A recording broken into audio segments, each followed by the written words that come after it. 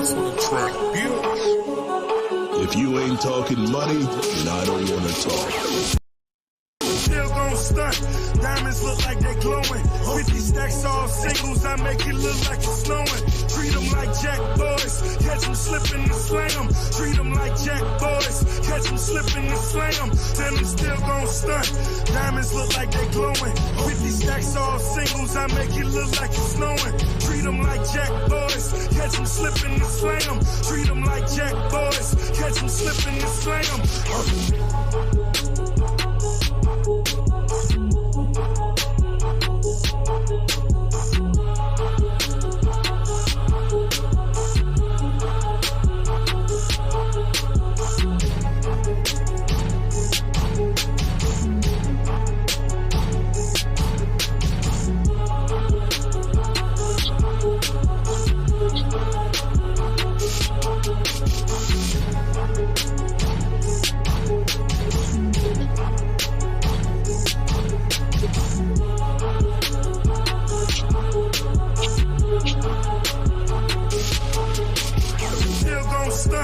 Diamonds look like they glowing. 50 stacks all singles, I make it look like it's snowing. Treat them like jack boys, catch them slipping and slam. Treat them like jack boys, catch them slipping and slam. Then I'm still gon' stunt. Diamonds look like they glowing. 50 stacks all singles, I make it look like it's snowing. Treat them like jack boys, catch them slipping and slam. Treat them like jack boys, catch them slipping and slam.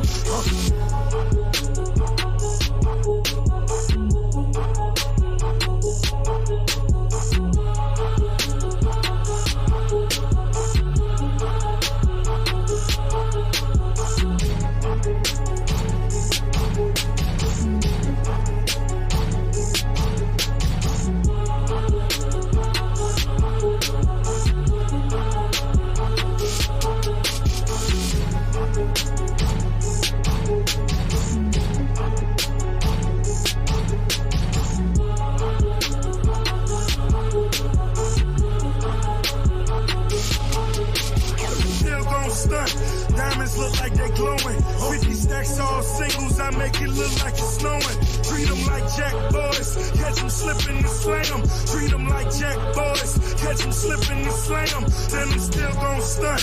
Diamonds look like they glowing. 50 stacks all singles, I make it look like it's snowing. Treat them like jack boys, catch them slipping and slam. Treat them like jack boys, catch them slipping and slam.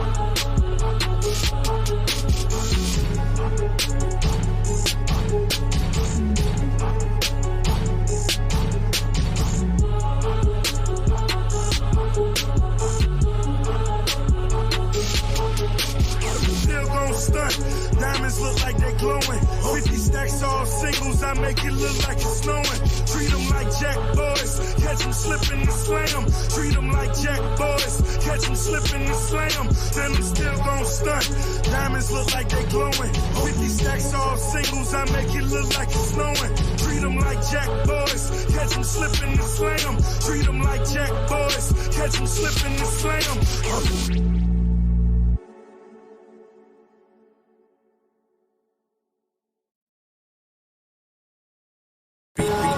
That's what the track builds. If you ain't talking money, then I don't want to talk. Still gon' stunt. Diamonds look like they glowing. 50 stacks all singles, I make it look like it's snowing. Treat them like jack boys, catch them slipping and slam. Treat them like jack boys, catch them slipping and slam. Then I'm still gon' stunt. Diamonds look like they glowing. 50 stacks all singles, I make it look like it's snowing. Treat them like jack boys, catch them slipping and slam. Treat them like jack boys, catch them slipping and slam.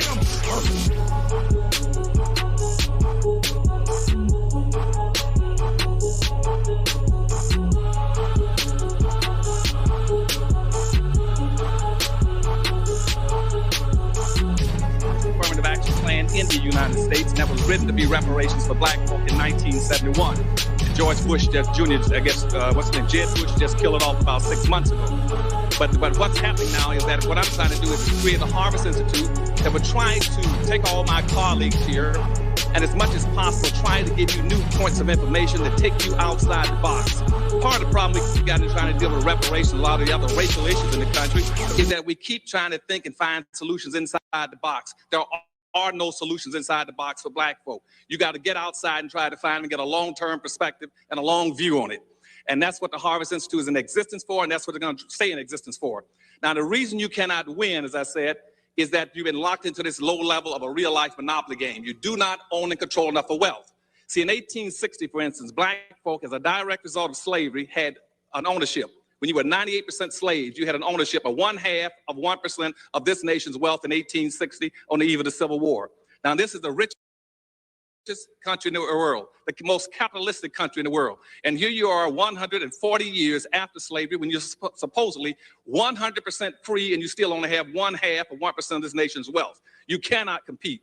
The typical average white person in America has 3,500 times more money than you have. And that's not true only of blacks in America, it's true of the world internationally. What's happening right now is blacks is a marginalized, subordinated class of people all over the earth.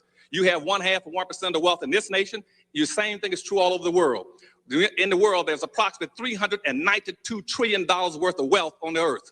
And black folk around in the world have less than 1% ownership of it. That includes all the African countries, that includes Brazil, Caribbean, and America. You don't own enough control of anything. Whites control almost 100% of all the wealth, power, resources, privileges, and controls of all levels of government. You're playing a game you can't win. You got to get reparations. Now, how are you going to get it? Let me give you a run through of 3 or 4 things very quickly because I don't want to take up the time here. First thing you must do, I've heard it mentioned already, we got to commit a national campaign all over this country to start publicizing the issue of reparations for black folk. Not as something nice, but as a necessity, period. That means every living soul, every organization, every institution in this country must begin to start promoting reparations for black folk all over this country. That's level 1, is a massive, massive promotion of reparations for black folk. Second level, level 2, what we must do at second level 2 now is to start having facts-finding hearings. You must have facts-finding hearings all over this country.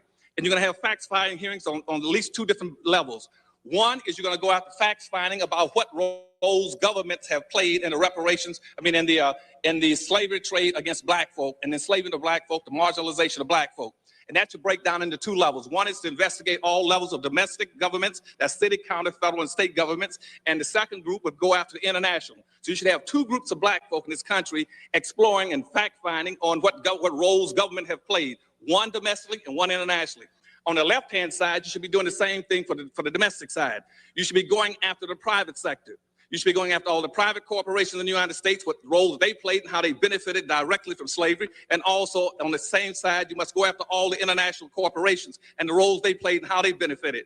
Now, the Harvest Institute right now, my think tank, we've already picked up one. We put out a press release on that. We're going after domestic role that major corporations played in the United States. We've already identified approximately 240 companies that are still in existence that profiteer directly and enrich themselves off of black folk.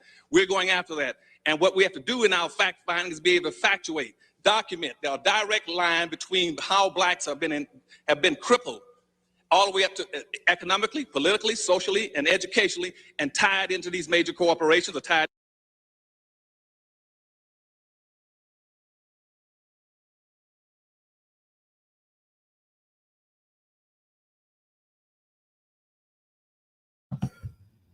We are back. We are black, and we are back. Sorry, the audio was quite jinky. The audio was jinky, but we back into it. Audio's looking better now. So that was just a little preview of Dr. Claude Anderson and his works back in the early 2000s, trying to get Black America working again, which you had those few, let's just say, educated blacks saying that why do we have to have a black town when we have everything here? Chinatown, a hockey town, a court town, a Mexican town, but we can't have a black town. especially in Detroit, Michigan. And look at us right now. Not saying that Claude Anderson is the end-all be-all, but I think we should learn from his books and beyond. I think we should learn from Dr. John Henry Clark's books and beyond. But see, here's how Generation X messed up. Generation X, in my opinion, messed up in a point where we just wanted our kids silent. Not my kid. I want my children socially and economically sound. That way, when there's nowhere to turn, we turn to the youngins, because we expect the younger generation to get it. They're just as confused as we are, and it's our fault. It is mainly our fault. I blame the educational system for partially what we're going through, even though we're still operating underneath white supremacy. Even though we're still operating under white supremacy, we still are part of the problem. Don't believe me? This next clip should show you otherwise. I was going to play this earlier, but the audio was janky. Let me see if it's working. When you add it up, far worse than people understand what's going on over there. But when she mentions about Israel, all of a sudden, she hates Israel. She wouldn't even meet with Netanyahu when he went to Congress to make a very important speech. She refused to be there because she was at a sorority party of hers. She wanted to go to the sorority party. She hates Israel. If she's president, I believe that Israel will not exist within 2 years from now. And I've been pretty good at predictions, and I hope I'm wrong about that one. She hates Israel. At the same time, in her own way, she hates the Arab population, because the whole place is going to get blown up. Arabs, Jewish people, Israel will be gone. It would have never happened. Iran was broke under Donald Trump. Now Iran has $300 billion because they took off all the sanctions that I had. Iran had no money for Hamas or Hezbollah or any of the 28 different spheres of terror, and they are spheres of terror, horrible terror. They had no money. It is well known that he said when Russia went into Ukraine, it was brilliant.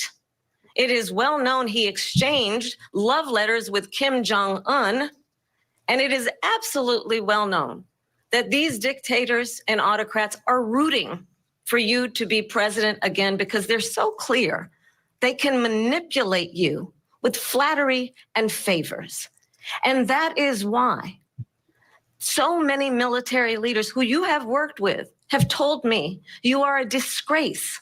That is why we understand that we have to have a president who is not consistently weak and wrong on national security, including the importance of upholding and respecting in highest regard our military. Vice President. Ineffective. It's going down. Hey. Maybe a trap. I had to say that. But guys, thank you so much for being here. As you can see, it got turned up. We even had some conversations, did we not, while we were watching? Make sure you tag 5 friends and then tag. Remember, this is just a preview.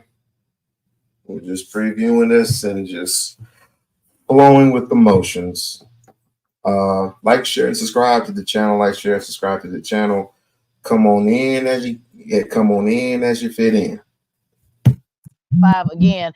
Let's go straight to our brother was here talking about abortion. Come on in, brother, because I was trying to give you your opportunity to talk about abortion. Let's get into it. I had to use the little boys' room. No problem. Well, there was a conversation about abortion, and I really do. I want to be clear. I want Revolt to bring you back to have that longer conversation about the root of it, the problem. We unfortunately just don't have a lot of time to unpack it. But I do want you to state your position that we talked about before. And also, we noticed, if we want to be fair about it, neither candidate really kind of answered the question on late term abortion, when it should not be. So I do appreciate your position on the root of it, but just kind of give me your position on why is it that Trump has flipped on his position as far as abortion is concerned? I don't know that Trump has. I think Trump's been relatively consistent in the message. The reality in this situation is that if Democrats wanted to do something about abortion, they could. He was absolutely right. When Roe v. Wade was repealed, I'm going to use the word repealed, or overturned, Democrats at that time wanted it.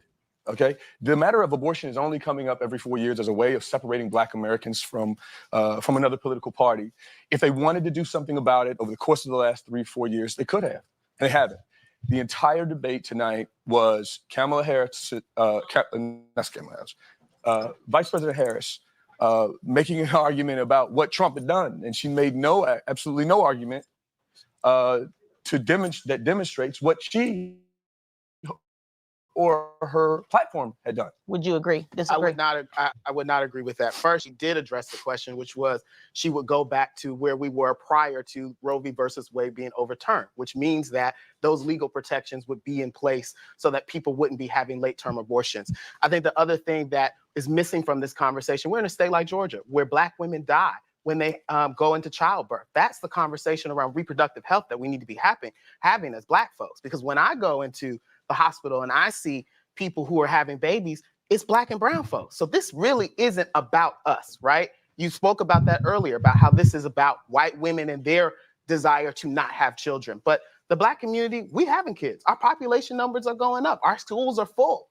And so this idea that they want to make abortion about us on both sides of the aisle, because for me, I'm a progressive. So I will agree with you to some extent. The Democrats could have did things to codify Roe v. versus Wade into law. And that was a missed opportunity. But in addition to that, we should be investing money into improving the maternal health outcomes for Black women in this state and across the country. And I would like to piggyback off that because that was the point that I was trying to. Again, I'm gonna need some help on this because if you forget what I said 2 days ago, that I am anti-abortion, which means I am pro-life, right? But I'm also pro-choice, very limited pro-choice.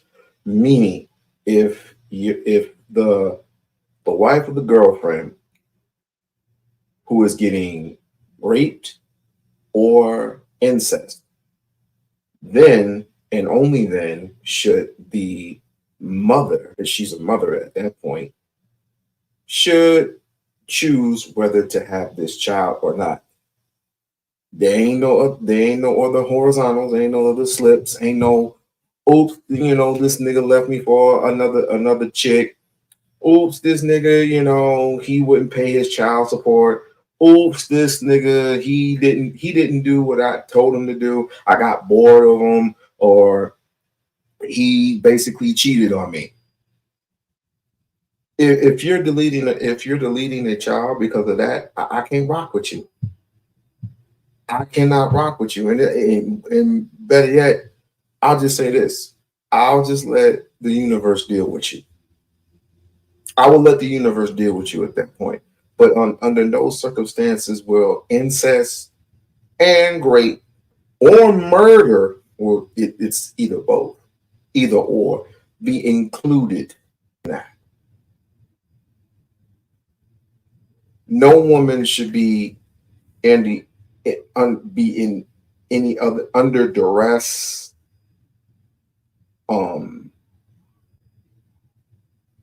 be any one of their family members, uncle, grandfather, whoever, to touch a child inappropriately. That's one of the problems in every community, not just the Black community, but in every community. Most likely, it comes from white folks. We should all know this. All this incest stuff comes from that generation, comes from inside that generation. Somehow, a very small amount of that wicked spirit seeps over into the Black community. And it's very sad and it's very, very sick. Has anyone seen Precious?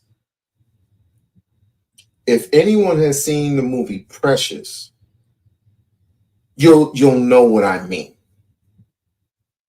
I mean, the girl was getting beat up. The girl was being incest.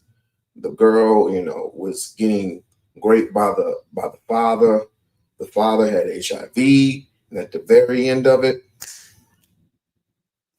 I mean, it was terrible. It was terrible by Tyler Perry and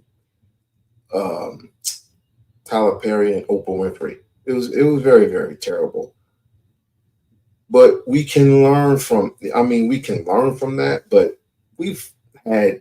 This is the reason why society is what it is, because everyone is silent. Everyone was silent then. They're not silent now. To make earlier is that when they come into these communities and the topic of women's reproductive health comes up, the only thing that they suggest to us is abortion. And that I wish that when people like Kamala Harris or anybody else comes and says that we need to protect our reproductive rights, that the conversation is about more than just abortion, because Black women deserve more than to just be told that to not have And kids. I was agreeing with you as well. I agree that they do come in. In fact, we were just last week at the DNC set their sense to talk more than just abortion. I wanted to put we're having our baby. So who give a damn about what they? It's important what they're talking about, but why?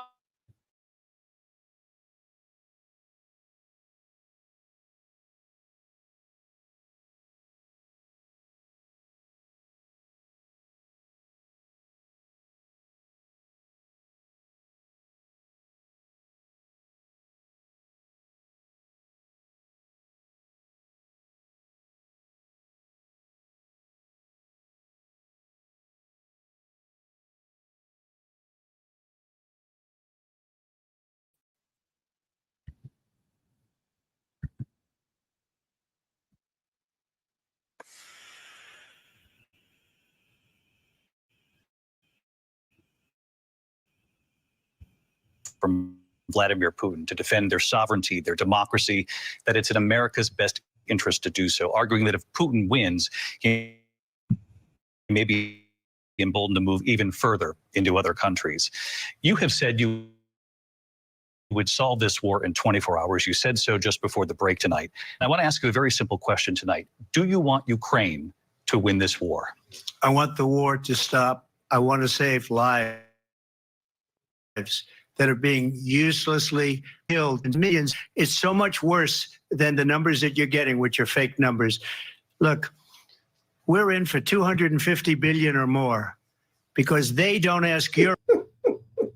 Everything to this dude is fake. It's fake news. Oh, the economy is fake. The nature is fake. Oh, your hair is fake. Europe, which is a much bigger beneficiary to getting this thing done than we are, they're in for $150 billion less because Biden and you don't have the courage to ask Europe, like I did with NATO. They paid billions and hundreds of billions of dollars when I said, either you pay up or we're not going to protect you anymore. So that's maybe one of the reasons they don't like me as much as they like weak people. But you take a look at what's happening. We're in for 250 to 275 billion. They're into 100 to 150. They should be forced to equalize. With that being said, I want to get the war settled. I know Zelensky very well, and I know Putin very well. I have a good relationship, and they respect your president, okay? They respect me. They don't respect Biden. How would you respect him? Why? For what reason? He hasn't even made a phone call in 2 years to Putin, hasn't spoken to anybody. They don't even try and get it. That is a war that's dying to be settled. I will get it settled before I even become president. If I win, when I'm president-elect, and what I'll do is I'll speak to one, I'll speak to the other, I'll get them together. That war would have never happened. And in fact, when I saw Putin after I left, unfortunately left because our country has gone to hell. But lives from being destroyed. Mania. And through the work that I and others did, we brought 50 countries together to support Ukraine in its righteous defense.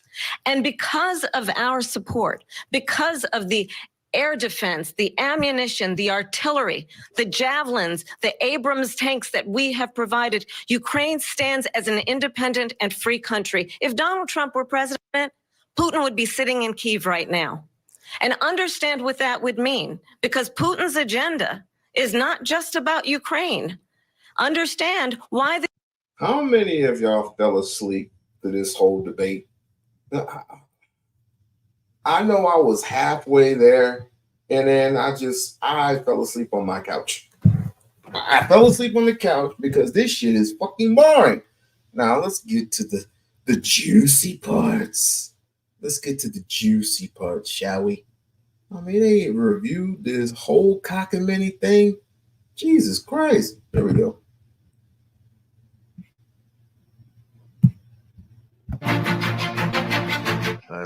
All right, everybody. Last commercial break. I wish we had the behind the scenes so everybody can see what our conversation. This is a great conversation. No, because we are going to talk about everything. But I want to go. Assault against E. Jean Carroll, who actually sued him for sexual assault within the last few years. Additionally, his ex-wife, Ivana Trump, actually wrote about him sexually assaulting her and raping her in her book. And Donald Trump, out of his own mouth, has said that he would grab a woman by the pussy and that they actually encourage him to do that. So why would we want Donald Trump to have control over any woman's body? That's question number one. Number two, in the last 4 years, prior to these last 4 years when Donald Trump was in office from 2020, from 2016. This is just a commercial break, so I need to let them at least answer. Oh, and then we'll get, quick answer. Why are you cool with him grabbing him by the pussy? You want to go ahead? I'm gonna hand it to you. Well, no, I'm gonna hand it to you because you don't believe in premarital sex, so it's going right to you. Nobody. Oh, they don't want to touch that part. Okay, speak on it. Indefensible. Okay. The fact of the matter is that we have a criminal running for president of the United States. And none of your black asses, if you had that many charges, would be able to run for anything. You wouldn't even be able to get a job at McDonald's. So let's just stop the games. Let's stop the BS. Donald Trump is a criminal. He has been found criminally liable in several courts. He has a case that's still pending in the state of Georgia. I've run for office before. And one of the first things they tell you is you cannot call election officials and ask them for more votes than the other guy. It's really against the law. He said, I need 11,574 more votes than the other guy. Come on, because black folks have been what? Black folks have been criminalized on less evidence. So why are we even entertaining this? Well, I do want to really is insulting our intelligence. No, it's really insulting our intelligence. Yeah, it really is. But I want to hear the Republican sisters comment about grabbing him by the pee. Well, first of all, I would like to hear y'all comments and what you guys think. Do you think that relatively she was right or wrong? Or excuse me, relatively where he was right. Let's start with the brother with the suit first. Do you think he was right or wrong? We need opinions, ladies and gentlemen. We need opinions. This isn't about who's right or who's wrong. We just need some opinions up in here.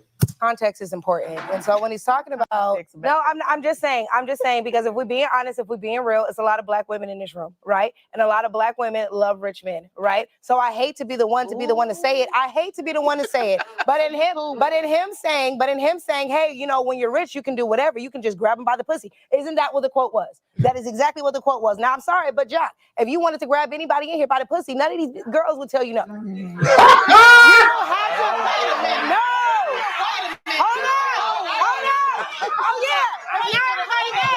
Oh, of course, they had to go to him. Now everybody mad. Hold on.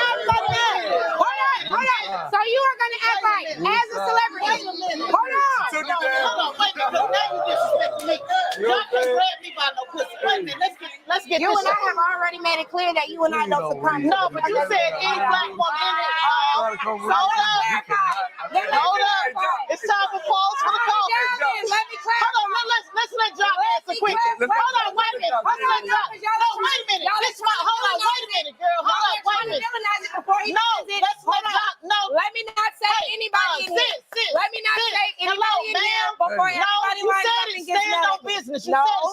business. y'all speaking Let's too not fast. know you went My too whole bad. You thing better is watch what you the say then. Watch one- your mouth. the one Let's who let. likes No, she to- said she gonna learn to stand on Right, business. right, right. Stand on They business, promote- sis. it's okay Now to she be said any woman in here, so let Young Jock. Hold on, because Young Jock wife is watching, so we want to hear what Young Jock got to say. Because you disrespected the institution of marriage. Y'all remember how y'all like marriage? This is a married man. Girl, shut up, girl, and let's go on with it. Because you know, let the man answer. Well, hold on, wait a minute. Okay. You can't just run. You're gonna have to learn today. Since you're gonna learn to stand on business. When? Are you gonna If moderate? Or are you a I'm panelist? both of them. I'm gonna be all three of them. I'm gonna be all three of them. I'm gonna moderate, debate, panel, hold this shit down all the way around. No, sis, If you the gotta moderator learn. wants No, to engage wait a in minute. debate, then we're not gonna have a conversation. Let Jock respond. You can't just blurt something out. You can't just. And Lindsay Davis. Welcome back tonight. The time has come for closing statements, and Vice President Harris, we begin with you. So I think you've heard tonight two very different visions for our country. One that is focused on the future, and the other that is focused on the past, and an attempt to take us backward. But we're not going back. And I do believe that the American people know we all have so much more in common than what separates us. And we can chart a new way forward. And a vision of that includes having a plan, understanding the aspirations, the dreams, the hopes, the ambition of the American people, which is why I intend to create an opportunity economy, investing in small businesses, in new families, in what we can do around protecting seniors, what we can do that is about giving hardworking folks a break and bringing down the cost of living. I believe in what we can do together that is about sustaining America's standing in the world and ensuring that we have the respect that we so rightly deserve, including respecting our military and ensuring we have the most lethal fighting force in the world. I will be a president that will protect our fundamental rights and freedoms, including the right of a woman to make decisions about her own body and not have her government tell her what to do. I'll tell you, I started my career as a prosecutor. I was the DA, I was an attorney general, a United States senator, and now vice president. I've only had one client, the people. And I'll tell you, as a prosecutor, I never asked a victim or a witness, are you a Republican or a Democrat? The only thing I ever asked them, are you okay? And that's the kind of president we need right now. Someone who cares about you and is not putting themselves first.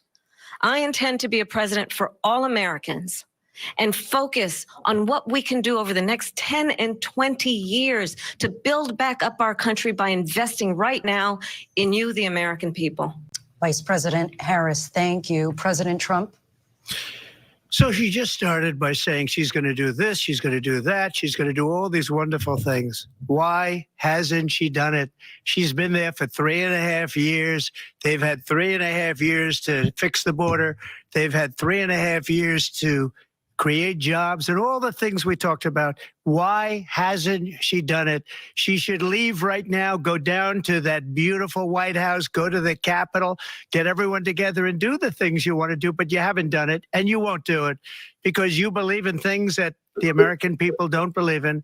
You believe in things like we're not going to frack. We're not going to take fossil fuel. We're not going to do things that are going to make this country strong, whether you like it or not. Germany tried that, and within 1 year, they were back to building normal energy plants. We're not ready for it. We can't sacrifice our country for the sake of bad vision. But I just ask one simple question. Why didn't she do it? We're a failing nation. We're a nation that's in serious decline. We're being laughed at all over the world. All over the world, they're laughed. I know the leaders very well. They're coming to see me. They call me. We're laughed at all over the world. They don't understand what happened to us as a nation. We're not a leader. We don't have any idea what's going on. We have wars going on in the Middle East. We have wars going on with Russia and Ukraine. We're going to end up in a third world war, and it'll be a war like no other because of nuclear weapons, the power of weaponry. I rebuilt our entire military. She gave a lot of it away to the Taliban. She gave it to Afghanistan. What these people have done to our country, and maybe toughest of all, is allowing millions of people to come into our country. Many of them are criminals, and they're destroying our country. The worst president, the worst vice president in the history of our country. President Trump, thank you. And that is our ABC News presidential debate from here in. I would like to know, who do you believe as far as presidency is concerned? Who would you want to put the United States in their hands as far as those two is concerned? Inquiring minds would like to know. And then again, there's no right or wrong. There is no, if you're not for Trump, then you're a chump. If you're not for Harris, then you're a chump. We're going a bet on based on opinions here. Everybody's entitled to their opinion. Let's go. Philadelphia at the National Constitution Center. I'm Lindsay Davis. And I'm David Muir. Thank you. Well, the news division based on what have the been sister said, updating our the comments live about blog, grabbing them by the looking feet. at some of the allegations made back and forth, doing fact checks. You can find all of that on abcnews.com. But I would like to replay the moment at the feels very like he's start eligible of this to do debate, things like that, because and not, it was quite a moment. not being in recourse. The No, handshake. I understood what she was saying, but at the end of the day, And if you I didn't want to be put into that. By the way, they're running audio. This was terrible. When you have audio in the back and you're running a revolt, cut the damn audio off. Right. My apologies, Josh, But I do understand we that haven't seen a handshake.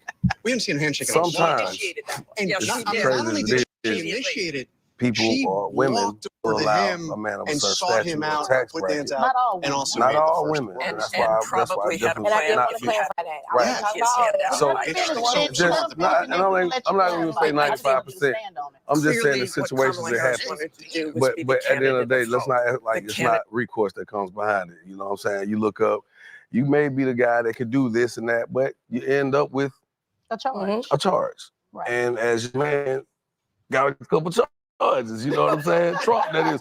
So, and I'm not, look, I'm here because I wanted to be here right now in this room, in the city that I live in. I've never, you know, seen a moment where somebody said, hey, we're gonna go watch the debate, and everybody in my age bracket is excited. Right. And I'm like, damn, this the new club. I'm like, let's go. Now, again, I said it on the last live, but the audio was choppy. Young Jock, the one that's talking right now, he's not a politician. He's a rapper. He's a rap artist. I give him and the brother over in the other corner a little bit more credit because they're and in some cases the brother with the suit. And the sister, well, I mean, the only person we can never blame for shit going far left, I mean, all the way left, and you'll see it, is the host. I'm like, Jesus, let me stop yapping. And so to come in and witness this firsthand, you know, I do notice that y'all get a little high key, a little hostile with the energy. And I wish y'all could kind of just keep it a little, you know, just, well, it's nothing wrong, but it makes it hard to communicate. No, we'll get through it. Yeah, we will. This is what family do. Let me speak to this. True indeed. Family, you're speaking to a broader audience. You're speaking to an audience. You ain't speaking to your people in your living room. You ain't speaking to your family in your living room. And white people are even watching this. And this is part of the problem. And this is the weird reason why I laughed towards the end, because this is, I mean, the whole thing with T.I. and Killer Mike, it was much, much better than this. Much better than this. But I'll let y'all watch it. Let me speak to this. If people can argue about who's the best rapper, if people can argue about who peed on who, if people can argue about who dated who, we can absolutely. And I want family to understand this. I want to be clear about this. We can. This is family. I literally asked Revolt, let's make sure we bring black Republicans, not just Republicans, but Trumpers, all the way on the left, all the way on the right, all the way on the left. We have got to be okay with chaos. And we let me just say this, brother. We have got to be okay with having a difference of opinion. We're gonna turn it all the way up and turn it down and turn it up, just like we hug, we chill, we cool. This is good. It is good. Look how they do in Britain. They yell, holler, scream, throw chairs. It is good for us to sort this out because organized chaos and having this conversation is actually how we solve problems. We just like playing dominoes and talking loud. No, I would just like to add, now, if we could find just a more streamlined way to actually execute this moment than opposed to yelling, because I'm keeping it 100.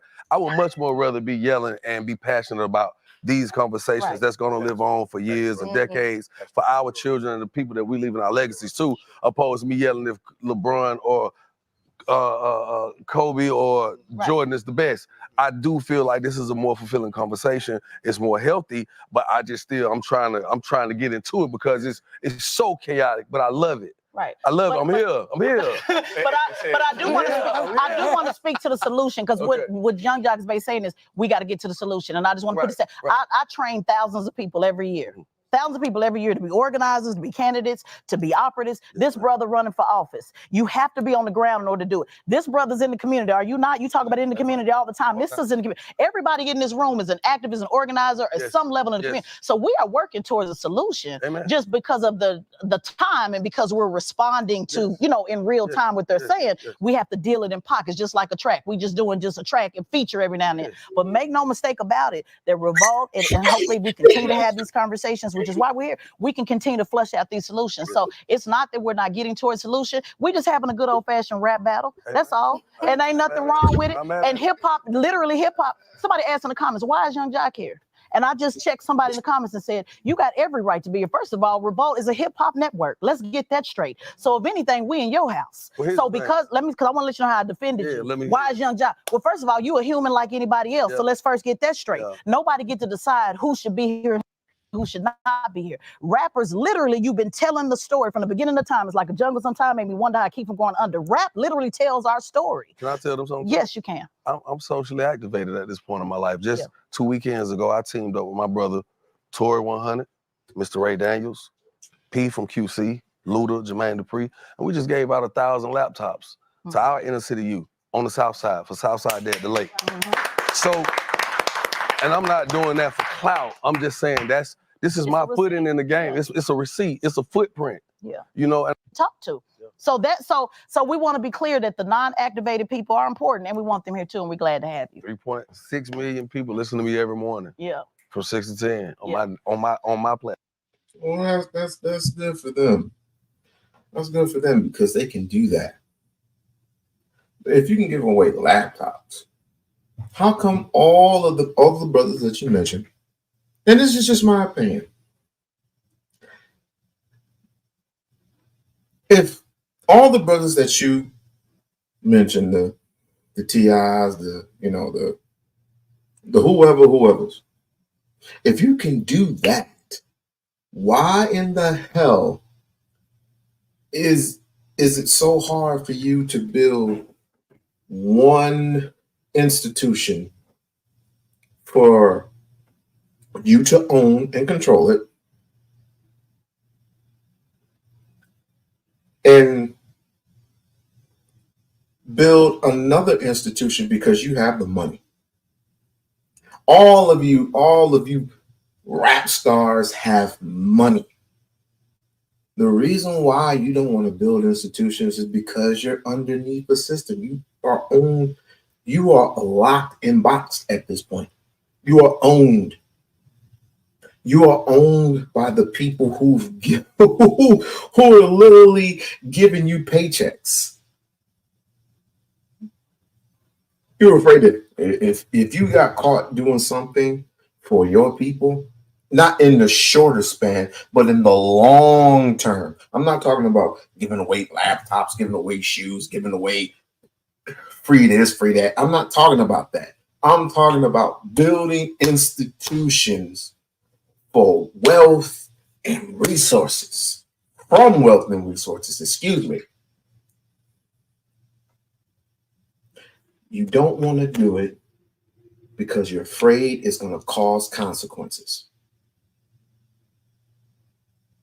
How about those other people who are not here, who are literally fought and died because they knew the stakes? They were not afraid to die. They were literally not afraid to give their life for what they believe in. These people believe in nothing, less than nothing. Of course, you give away some laptops. Oh, great. Can you pass down wealth as well? Can you pass down wealth as well? Can you pass down general wealth as well to your children, your children's children? You can't even pass down a perfectly good, systematic, fundamentally sound education. You can't do it. And the reason why you can't do it is because the books are bad. And when the books are bad, the books, meaning the books are changed, because it's no longer, you're no longer you're no longer a class. You're a permanent under. No, I'm sorry. These certain people are trying to keep you from being a permanent underclass. But when you go through this, but when we have to go through this every freaking 4 years, it makes me sick to my stomach, because no one is real, in my opinion. So I'm happy to be here, man. We appreciate it, brother. First off, I want to say, Jock, I want to give you the props for those laptops, because I know it's going to make the difference for those kids that you did that to. So people who are online, please just watch who you give, who you're trying to knock, and who you give respect to, because those are resources that you didn't have to do, but you did it because you've always been a real one. And so we, as a community, we appreciate you, and you should be, if anything, one of the first people to speak, because when people aren't looking, you're still working for us. Mm-hmm. And I do want to say this, and this is, I mean, Tez, I know you said one thing. You said, "Hey, you know, you sitting next to a big dog. You sit next to a big dog." But out of that whole stage right there, if Trump wins, only one of y'all going to the White House, and that's Michaela right there. And so we got to be honest on what we got to know. We have to know. What I'm saying is, hold on. Out of the whole crowd, only one person. Hold on. Let me just. Gotta listen to each other. Let's hear. Go ahead, brother. And this is why. The black people, finish. and when it comes down to finish your comment, baby. When it comes down to a divide, focus on when it comes down to a divide in our community, this is why, because we're talking about everybody being so politically correct instead of in 4 years, what are we going to get? You mentioned chaos. Black people have been in chaos way before this debate ever started. We're in chaos in the homeless shelters. We're in chaos when it comes to the Department of Labor. We're in chaos. The fact that Jock has to bring out laptops for the kids because there's not enough resources in our community. Right. And so when we have a sister with a different opinion than ours, it's about giving that respect. The fact that... hold on, wait a minute. I got to... Wait, no, you're not... No, I'm going to stop you because you're going on and on. And this sister here is the one that invited this sister. So if I did not respect this sister, she wouldn't be sitting there, and you're going to put some respect on that. We're not going to sit up here. No, you can get frustrated and look down at all of that. Relax. Well, we got to make sure we're very clear. This platform was designed to bring this sister here. So if there was no respect for this sister, she wouldn't be here. So let's make sure we're using the right context, brother. I don't mind you making the point about one sister going. This is the only sister on this stage that want to go. So let's also make that clear, because I don't work in no White House. So I want to be clear about that. Everybody ain't trying to get a job in the White House. You can continue, but let's not act like she's not respected, because she is. We just have a difference of opinion. When people are yelling about who's a big dog, I am a big dog. And what I'm saying is, I'm a big dog. Out of this whole stage, only one. See what I mean? Person was standing on the stage with a presidential candidate. Only one person on this stage flipped Michigan. And only one person on this stage organized over 2,000 people every year. Only one person was the racial justice director for Bernie Sanders. Only one, because remember, you don't want. I'm sorry. Is this about you, or is this about the people? You're the host, so why are you going off on him? He's stating his opinion. But this is what I talk. This is what I said. This is what I say. Some of these shows are shit shows. Ain't no different from online. Ain't no different from if you any other sector that I've been to.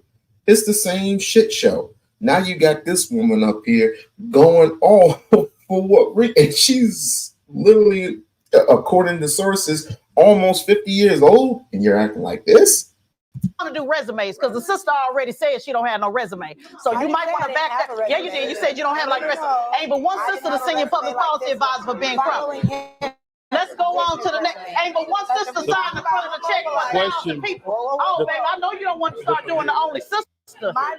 I know you don't want to start doing the only sister receipts because they but one sister served the United States Air Force. Let's go on to the next person. I don't like the passive aggressive diss because I run these receipts down. So let's go on because ain't but one sister served this country on this here panel. 4 years from now, black people have to decide what they're going to get at the end of the year. At the end of the, to a whole veteran, and we're dealing with the disrespect right here. 4 years. What are black people going to get at the? Because you heard us say she don't have the resume that I got. So go on to the next sister. I'm not gonna handle your passive aggressive distance, baby. I run these receipts down on you. I run these receipts down on you. You talking to a whole veteran. So baby, ain't nobody impressed about working in no White House. I done turned it down. Ain't but one sister on here that on Fox News. Ain't but one that do 100 hits on Fox News. They don't call this sister, they call me. How many you do a year? How many do you do a year? I've literally done 30 in the Baby, I do 100 every year. And I said what I do 100 per year. I do 100 per year. And I just came on the team. I'm a big dog. So I love my sister. I love my sister, but you're not going to divide. You can't deny the real thing is going to be we need to really talk about black people in 4 years. What are we going to get in 4 years? Let's not talk about the criminal. Let's not talk about the charges. 4 years. What are we going to? What is Harris promising black people in 4 years? That was a valid question. That was a valid Let's get the next person up. I understand what you're don't ever do that with me though. Don't ever do that with me. You'll get your friend embarrassed. Play with your little friends. I would never be embarrassed. Yeah, I just want to speak to the people in the Christian community. As a Christian, I'm actually very disappointed in some of their point of views, including the abortion rights. Tell people, I've heard a couple of conversations, people saying that a man can't tell me what I need to do with my body. But as a Christian, I just feel like, how can you agree with something or someone who says, when the Lord had already said, do not murder? So how can you agree with somebody who said, yeah, let's go ahead and abort, even when they have came out the womb? You know what I'm saying? And then the lady back there who said, Kara, was that your name? Who said, how can we agree with someone who said, grab people by the vagina? Well, as a Christian, I'm agreeing with Trump, and I don't identify with necessarily either party, but this year I am Team Trump because of his policies. Most of the ones, when I go by line, they agree with Jesus' principles that's laid out in the Bible. You know what I'm saying? So I can't be mad at someone who half of his principles is aligned with the Bible. I can't disagree with someone who is against the LGBTQIA, DEI plus agendas with men, including men, playing in women's sports. I can't agree with someone who's going to, do the abortion ban. Not do the abortion ban. I cannot agree with someone who's going to go ahead and take away our gun reform, when in the Bible, Jesus is actually for us protecting ourselves. Somewhere in Luke, he definitely said, here's 2 swords. Okay. That is enough. So let's let because she was talking to her in the pink, so she wanted to comment. Come on, sister, we're running out of time. Okay. The first thing. Jesus Christ. It would take everything in my power not to have said anything. Literally had. But I'm just reviewing. Can certain things get me triggered? Absolutely. This is gone beyond triggering. But I'm learning as I go along that this is a shit show. So the only thing you can do at this point is laugh. Laugh as loud as you can, because you're going to end up crying later. Thing God called us to do is love. Correct. And I think a lot of our speech, yes, 100% has been inflammatory, but he's called us to love and not judge. Correct. Second thing God gave us is free will. It's not up to us to decide the cost of somebody's sins and how we're going to act out this person's punishment. So when you sit there and say that Trump's policies align with Jesus Christ, do you hear his speech? Do you hear his speech though? He can work on his heart. But God says in the Bible, judge a man by his fruits. His fruits. Hold up. Please don't talk over me. His fruits are inflammatory. His fruits are rotten. So please don't disrespect my Jesus Christ like that. Okay, my family was there. And let me also go back just a little bit more. My family was very instrumental. And let me also say, my family was very instrumental. Is this mic on? Can people hear me? I feel like it was Okay. either. But go ahead. We can't hear you. Yeah. And I'm also saying this as a person whose family was instrumental in founding the AME Church. I don't know where your relationship with God went wrong. And I'll retract that because I can't judge where you're, but I think you need to go back to the Bible a little bit more and have some one-on-one time with him to really think about whether the person that you're calling to represent this country actually represents Jesus Christ or whether he's actually thwarting Jesus' word. You said that I'm disrespecting Jesus Christ, but what's disrespectful when he is the one who creates life? I think anybody who's a Christian can say he is the end all be all. He is the Alpha and Omega. He is the only one responsible for life. So what is disrespectful to the Lord Jesus Christ is him giving you a baby and giving you life and you dropping it at his feet saying, I don't want it because you don't want to control who you having sex with. If you do not want to have a baby with somebody that you don't want a baby with, you don't need to be having sex with that person. Maybe you need to close your legs. Maybe that's what you need to do because you just don't want to be responsible with your body count. You want to use the I don't want a man telling me what to do with my body as an output and as an excuse. But that is not. You telling me I'm disrespectful and I need to revisit? Maybe you need to revisit. Okay. So when you relax. We wanted to pass. We want nobody let we got irrelevant conversation. How is it irrelevant?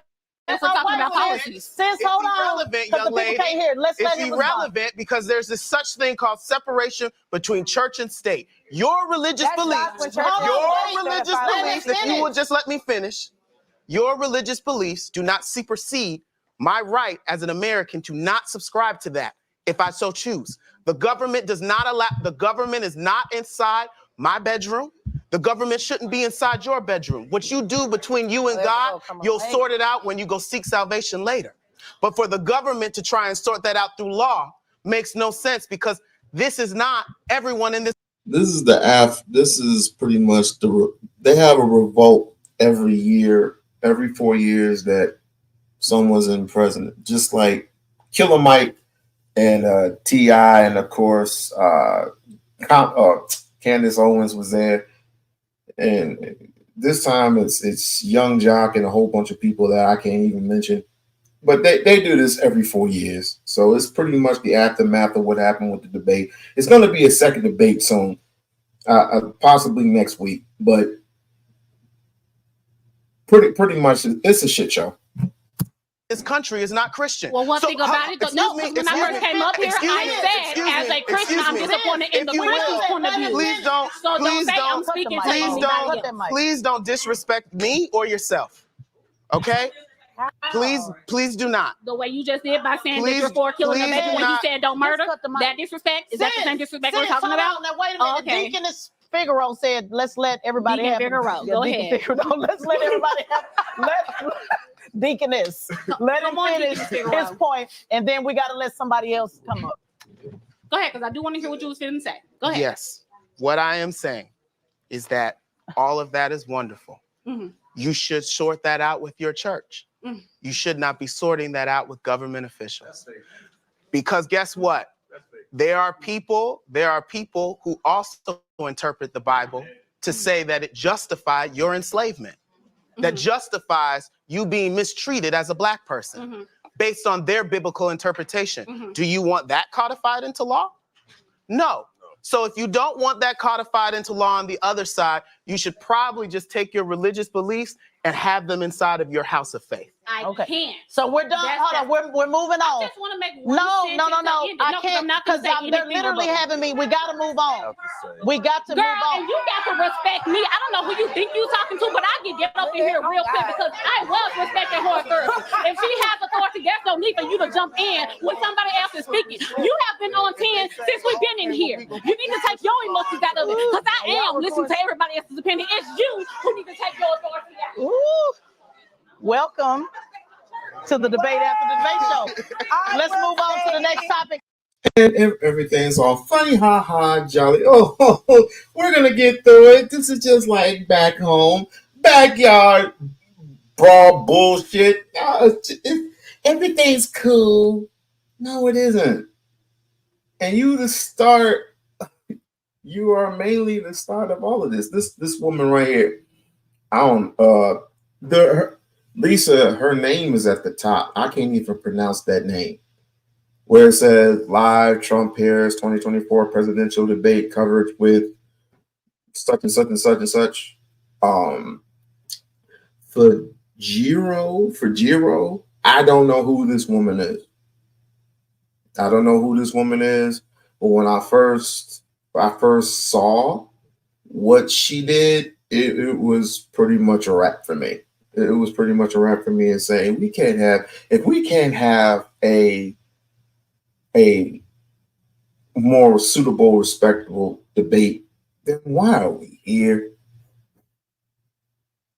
This ain't love and hip hop. This ain't Housewives of Atlanta.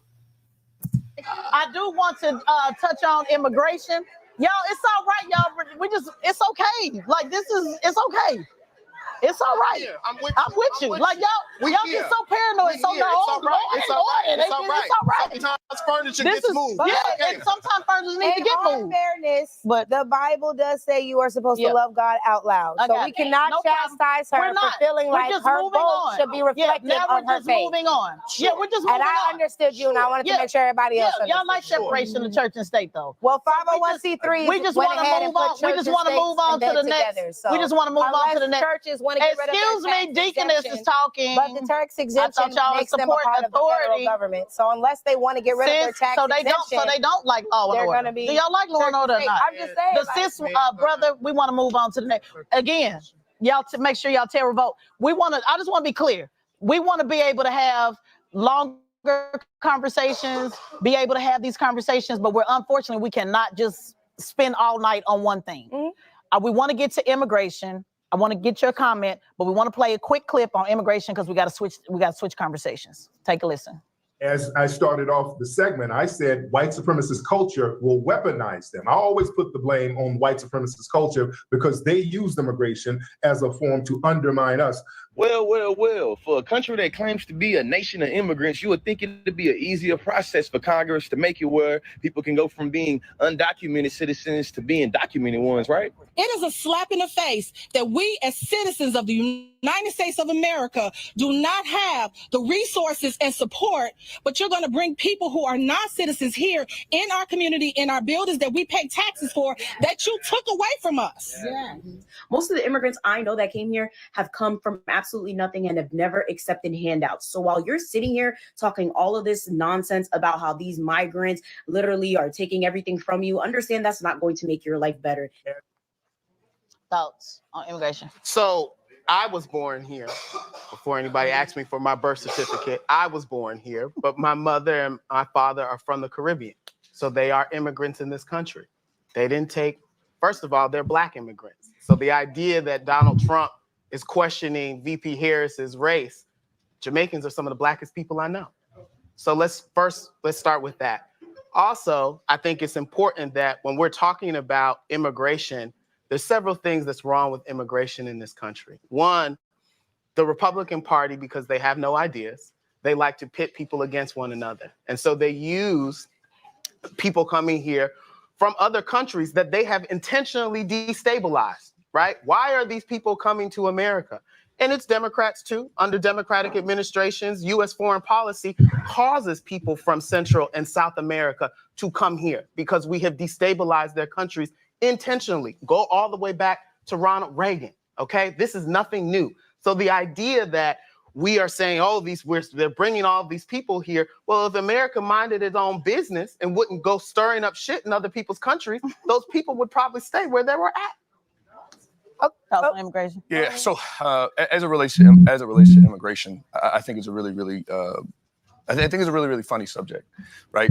The very folks that say year over year that they can't give resources, right, or reparations and everything else to Black Americans in all the blue cities across America, they found a way to give immigrants, illegal immigrants, hundreds of millions of dollars in cities like Chicago.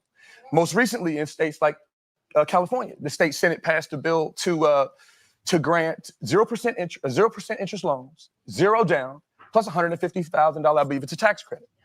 The reality in the situation is that there is a group of folks that under the Biden-Harris administration have been brought into this country to offset the vote. And that is a legitimate issue for Black Americans today, and we need to deal with it. And oh, by the way, in the process of that, we've got undocumented terrorists that have come into this country that have put our nation at risk. And I have a legitimate issue with that. Biggest people on the terrorist watch list are white supremacists. Well, That's I want what to piggyback every off terrorist agency in the United States says is the biggest threat to America is white supremacists, actually. Okay, well, to piggyback off that, just discussing the resources. As a former foster child, had I aged out, I would have only left the orphanage with a garbage bag full of clothes, and they would have given me a $700 check a month and told me good luck. So I think that it's disgusting, a spit in the face to kids like me who didn't ask to be born into the situations that we were born into, that we would never be able to qualify for the resources that are literally being given to somebody else. Additionally, let's talk about the reasoning why they're coming over here, because we keep talking about the type of people that are coming over here. Let's look about the reasoning why they're even letting them coming over here. Black people are no longer fearing that the Republicans are going to take away our right to vote. These voter suppression arguments are no longer working. Yet if you can threaten an entire demographic of people, it's at 10 million now. We can only imagine what it would be in the next 4 years if this woman wins this office. In which case, now if you tell that large of a demographic of people that they will lose all of their benefits and their citizenship if they were to vote for a Republican, you can guarantee that you now have a new loyal voting base. So in the same way that Black people have been prioritized last, every time we're prioritized first during campaign season, prioritized last during an administration. We're going to see us be kicked out of the room. We won't even be on the list once these migrants have come over here. There's already 10 million. There's only 49 million of us here. There's only 49 million of us here. Yep. And then if you think about the voter apathy that exists within the Black community, there's not 49 million of us voting. But you can guarantee every single one of those illegals who can get out there and vote is gonna go vote. When we have more time. Thoughts, comments, thoughts.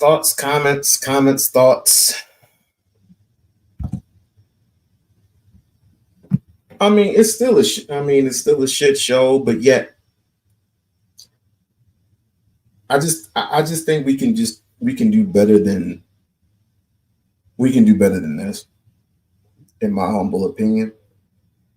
Because if it continues like this, then you can get my vote from home. You do not, and I will repeat myself, you do not have to vote nationally.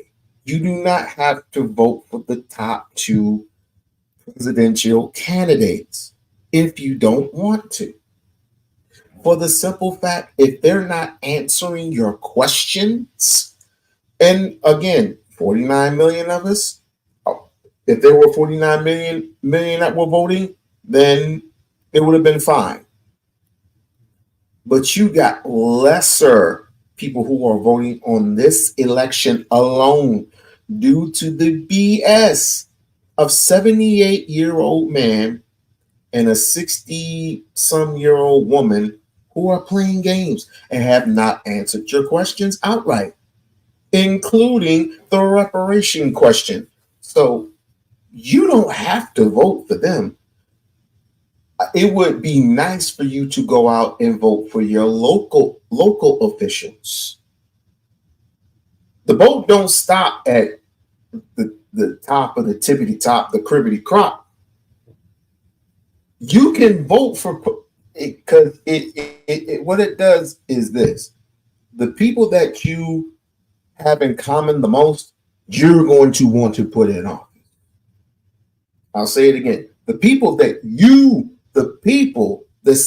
will live in the cities, the people who are paying taxes, the people who are going out there and paying all this high money for this, and that, you have the right to go to your legislators, to go to your city officials and vote for a person or persons who you most likely have in common with. It could be a Cory Booker, for example. I'm just mentioning a name. It could be Jack, Jill, or like, say, for example, Jesse the Body Ventura, who was the governor of Minnesota. Certain people have certain common relationships with him. Would you want Jesse the Body Ventura to be in office? No, because he wouldn't want to be in office either. He said it himself. It's a shit show, just like this one. But let's continue. If they're not U.S. citizens, Yeah. They're literally voting in our election. The left is working to make them citizens. Not even just make them citizens. They're getting IDs as soon as they get over here. Citizen. Are they illegal or are they not? They're illegals, and they're voting in our election. They can't be one or the other. They got to be. Are they illegal or not? Citizens or not? So should they be citizens but no, or not? We're talking about this election right now. The should is what's driving the vote. The should is what's driving the vote. Michaela, I would like to ask you a question. Okay, hold on, guys. Foster care in which state? California. The same California that is giving $150,000 can I ask you to illegal migrants. But if my sister, who just aged out of foster care 2 years ago, she wasn't. Hold on, wait a minute. I agree with giving black Americans the money first, but I do want to ask you this because, again, this is where this Republican talking point always gets me confused. You were aged out at what age? No, I didn't age out. I was adopted. Okay. I'm talking about the people who don't. Okay, but when you said wasn't born, didn't ask to be born in the situation they were like my mom was on crack and my dad was in and out of prison. Right. That's not a situation I should have to pay for yet for whatever reason. But the government didn't feel bad enough for me to give me or my family those resources. Ma'am, ma'am. That's a point. Ma'am, I just want to know, when I hear the Republican talking point, I just want to know when they say pull yourself up by the bootstraps. I did when they say I didn't. Let me finish. I'm talking about to people that didn't, who were born, because we talked about this before, people that were born with incarcerated parents, people that are born in destitute situations, because your brother would always say, you have an opportunity to get, I'm not talking about you. I'm just saying, what do you say to the Republican that says that despite the situation you were born in, because none of that is systematic, none of it matters, I'm giving the opposing side, none of it matters, pull yourself up by the bootstrap, you're not a victim, don't be a victim, don't cry. What is your answer to a lot of conservatives that say, regardless of the situation you were born in, that you didn't ask to be born in, I'm not talking about immigration, I'm talking about Black Americans. Yeah. What is your answer to that? Because Republicans say all the time to stop being a victim and to pull yourself up by the bootstrap. I genuinely believe that once you stop believing that everything is set up against you and that you can't win, but just a minute ago you said it was set up against you because they didn't ask to be born in the situation. They were. She can't even answer the question. Asked to be born into this situation, yet for whatever reason they're not offered the same resources that somebody else who also. The conservatives say pull yourself up by the bootstrap. They say don't worry about resources. Conservatives say don't worry about resources. They say don't worry about it, regardless if the parent was born on crack. Being in power, ma'am. Again, we're talking about context. We're talking about context. Okay. Conservatives say all the time. Pull yourself up by the bootstraps, including this brother. Correct. Pull yourself. Okay. So I'm saying regardless of whose daddy was on crack. Help these people pull themselves up by the bootstraps. I didn't ask you that. They should be willing to help others. That's right, but I didn't ask you that. Now this isn't a Republican talking point because Republicans wouldn't give it to anybody. Right, I know. Okay, so there's that. I came up, I didn't have to get any of that, and yet I walked into a 6-figure job. I dropped out of college and did the same thing, raising my daughter by myself. I don't believe that telling yourself things aren't going to work out for me, or oh my God, I have messed up. I'm just once you believe that is your life. I'm not talking about belief. You tell yourself, I'm gonna win. I'm gonna win. We got that, but I'm just saying people that born. I would just want to see your opinion on people that born into. I went to the illustrious Clark Atlanta University, and they told me to find a way or make one. So anybody born in any situation will do just that. Then there's no point in talking about that destitute situation. It is. Let's move on. Because right now people are being allocated resources. And we have people who need those resources. We're talking about the fact that we're not prioritizing American citizens. No, but that wasn't what I asked you. We're not prioritizing American citizens. You heard me say at the beginning of what I said that I believe it should go to American citizens first. I said that, ma'am. Okay. I just asked you I'm pointing out the fact that when we're talking about immigration, we understand that Republicans would not give out these resources. That's all I wanted you My to say. point is Democrats are only proposing that these resources go to a certain group, and Black people need to pay attention to the fact that y'all won't get those resources. That's the point. Y'all go ahead. Y'all move on. I'm right. We said it's not about right or wrong. It is right. No, it's not. It is I just right. want to know. Black people won't get those resources, and therefore you should not vote for a Democrat who will allow foster children, veterans who lost limbs fighting for this country, veterans like you and this man here, not get those resources. We agree. Girl, relax. So if Democrats are giving them out, then why haven't Democrats given them to Black people? I'm not talking about no Democrats. I asked why what was your giving them to Black? Again, no, relax. But you've been on been on a tirade all day. You've been on a tirade all damn day, and again, when you have a hip hop star and Young Jock just chilling, relaxing, talking with the fellas are talking with each other. The only person that we have to blame is you. And I want to put the blame on the person who put together this result. Number one, your audio is crappy. Number two, you can't get this lady under control. I'll just have another person on standby. Why is it that? I can't even cross the judgment because I don't know this woman. Again, her name is at the top. I don't know this woman at all. I guess she's had a few run-ins in here and there with the people on Fox News. But let's continue.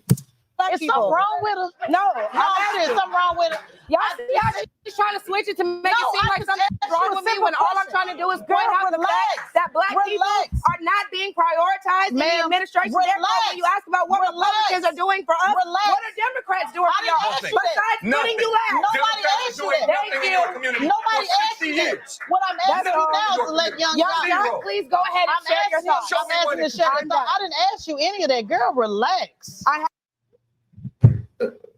In my opinion, the Democrats haven't done shit for 60 years.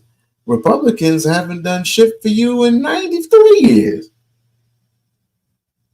So whether red, blue, left, right, they're the wings of the same damn fowl.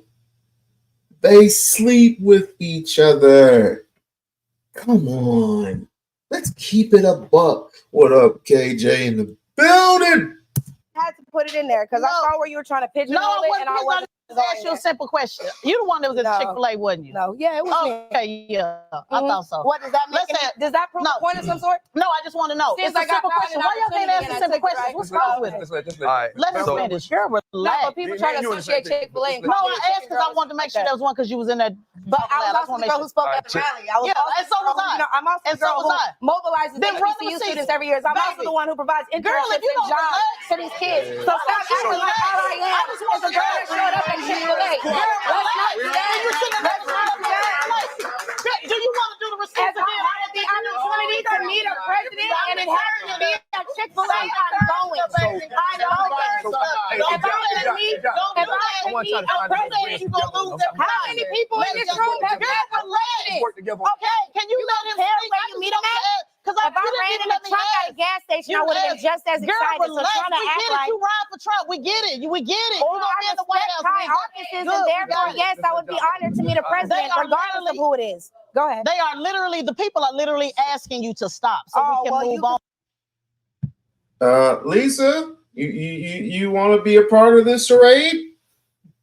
Yeah, let's do it. Second debate is coming up. So they didn't ask you to stop, but it's my show. See, that's the problem. You get busy. Oh my God! Moderator, we should do that. So I shouldn't be going back and forth with the moderator. But no, actually you should. It's okay. Actually, you should. I didn't see that happen at the debate, but okay. All right. There's some things we can all align. No. Respectfully, right? When I first got the opportunity to talk, I spoke on the concept of us, being passionate about what we believe in our beliefs. And the simplest assessment that I could come up with tonight from being back in the green room, watching y'all before I got out here, I realized we all get riled up for both of these parties, right? And the only time I seen everybody calm down and all that shit subside where we could talk like adults and actually listen is when we all realized ain't nobody really did shit for us when it comes to reparations. And that's when y'all all got quiet. When you start, no, when y'all start talking about these immigrants getting it all, they're getting reparations. So really, basically. he don't believe in reparations. But okay, even if he doesn't, I noticed the room, the air changed, the climate immediately. It got stiff for a second, like, oh, now everybody agree. Ain't neither side done any of that for any of us. But he don't believe in reparations. So I started to realize. That this is where the divisiveness comes in at. At that one moment when we all came to this point of realizing that ain't nobody got no reparations in this room. Nobody look like us. But it don't matter if he believe in it or not. I noticed that everybody in the room was like, oh shit.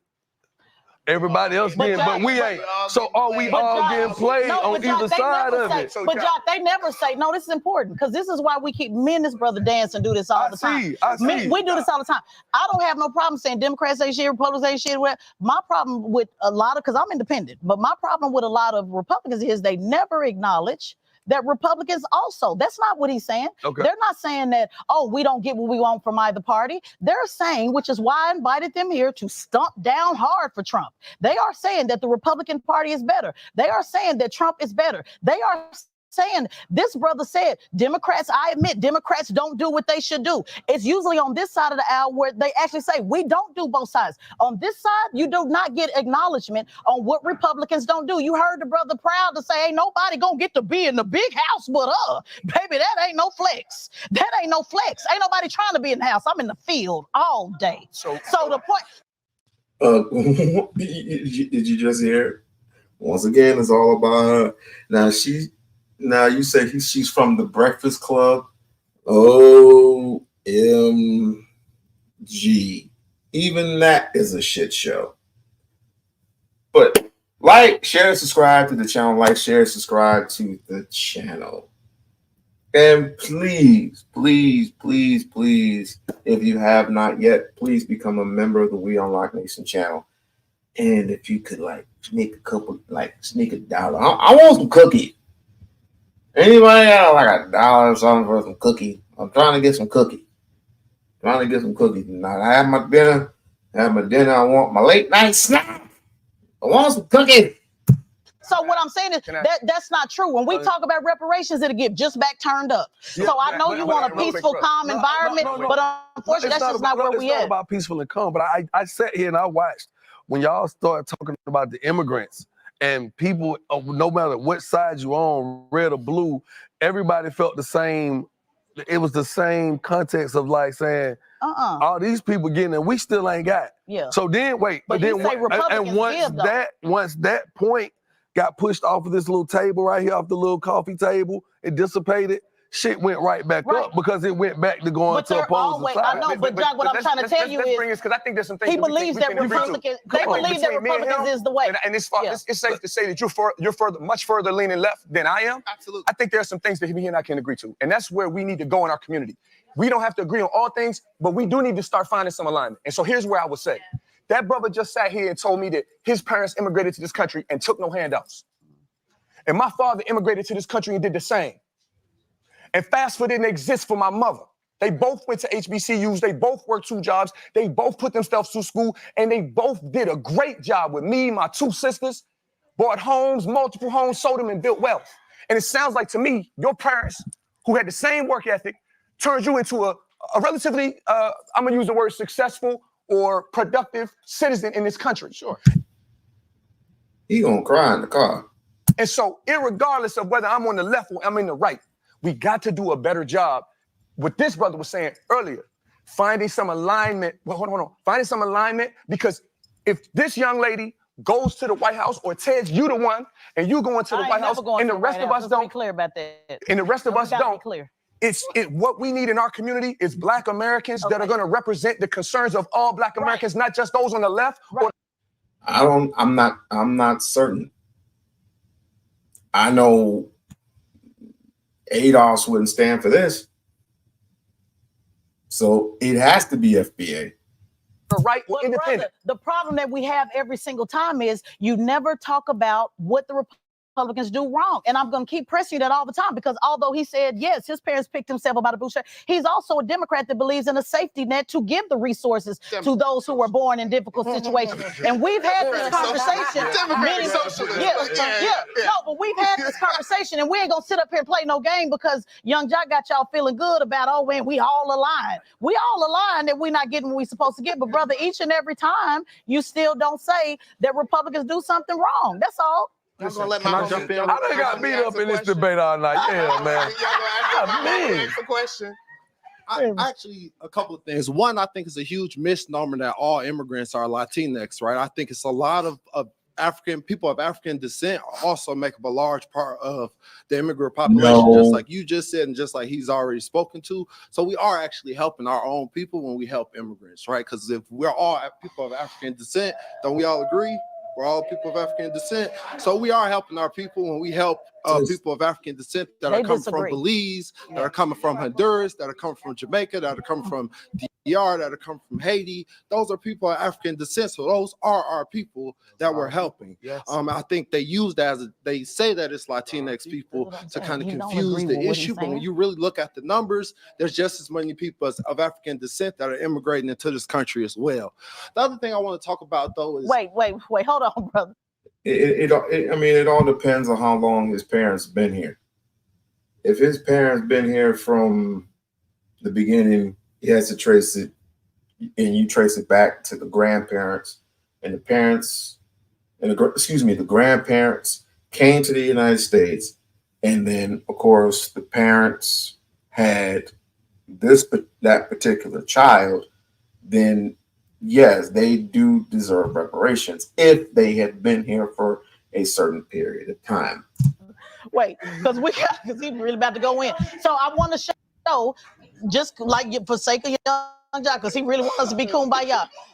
Y'all agree that y'all pulled up by the bootstraps? Immigrant, my parents wasn't no immigrants. So no, I'm just saying y'all agree. But this is where the disagreement comes into play. So it's cool, they agree, but baby, the disagreement comes into play when we start talking about the solution. And it is okay to have a disagreement in the solution. Majestic, salute. We don't have to just stay right here and say we just agree to agree. No, when we start talking about salute, that's where you're gonna see these brothers got different opinion. He gonna say, "Oh hell no, we not helping no immigrants over Black Americans," and this brother gonna say, "No, there still needs to be, if he's a true Democrat, a safety net for those who cannot. Democrat socialist to the highest level." So explain your position so Young Jock can see that no. This is where the solution, the difference of opinion comes in the solution, and that is what politics is all about. So even though y'all agree that y'all pulled up by the bootstraps, what is your position when it comes to immigration and helping immigrants? Let's just put it on the table. We already know y'all disagree. I just want to hear his opinion. Great. Yeah, so a couple of things. I think one, weaponizing local law enforcement to enforce immigration policy is wrong, right? Because we know that harkens back to the times where you had to check your freedom papers. Fact of the matter is that whether you're Black from Jamaica or you Black from Atlanta or you Black from Mississippi, when that police officer pulls your ass over, they see a Black person. They don't care if you got an accent or not. And so we are stronger together than we are opposed to one another. So I have been on record not supporting the laws that the Republicans have been trying to pass here in the state of Georgia around making sure that local law enforcement can jail undocumented people in the city of Atlanta and across the state of Georgia. Because one, we want to talk about money. Do you know how much money it costs to run these detention centers? Do you know how much money it costs to enforce these immigration laws on people who oftentimes, the idea that people are coming to this country knowing their papers are not legit and they're going to come here and commit all these crimes is just ridiculous. Most immigrants are trying to what? Stay under the radar. If your parents are immigrants, what they say? Listen, we just work. We're not trying to cause no waves. We're not saying none of that because they already know they already are coming to an extra level of scrutiny just because they have that undocumented status by their name. And so I believe that we're throwing good money over good by spending so much money on enforcing these immigration laws instead of creating a pathway for people to have citizenship. Right. Thoughts, opinions, thoughts. Thoughts, opinions, thoughts.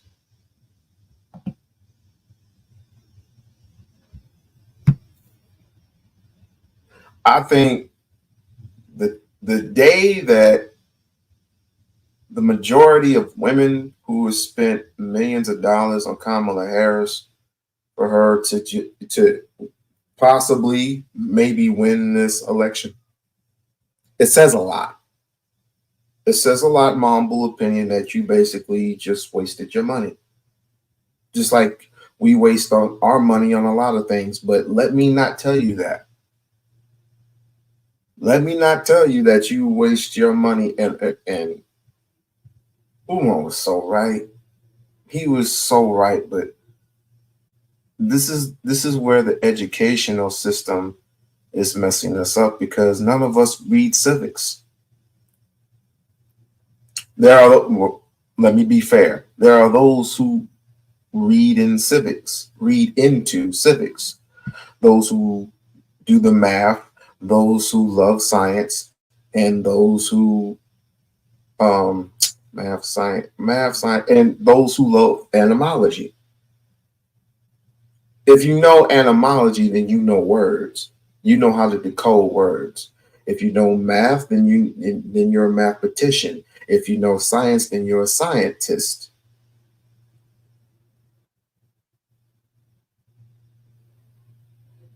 Let's not continue to play games here. But the only thing, like I said, I can laugh at this because I know it's a shit show and nothing still is going to get done. Organizing should be the only thing on our minds right now. Should be. But if we're gonna have another 4 years of this, which I know we're not, then we might as well just grab our passports and head our separate ways. Because by the time it's all said and done, you're gonna have a plethora of people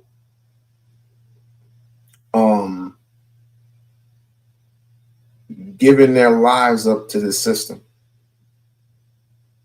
or giving their lives, period.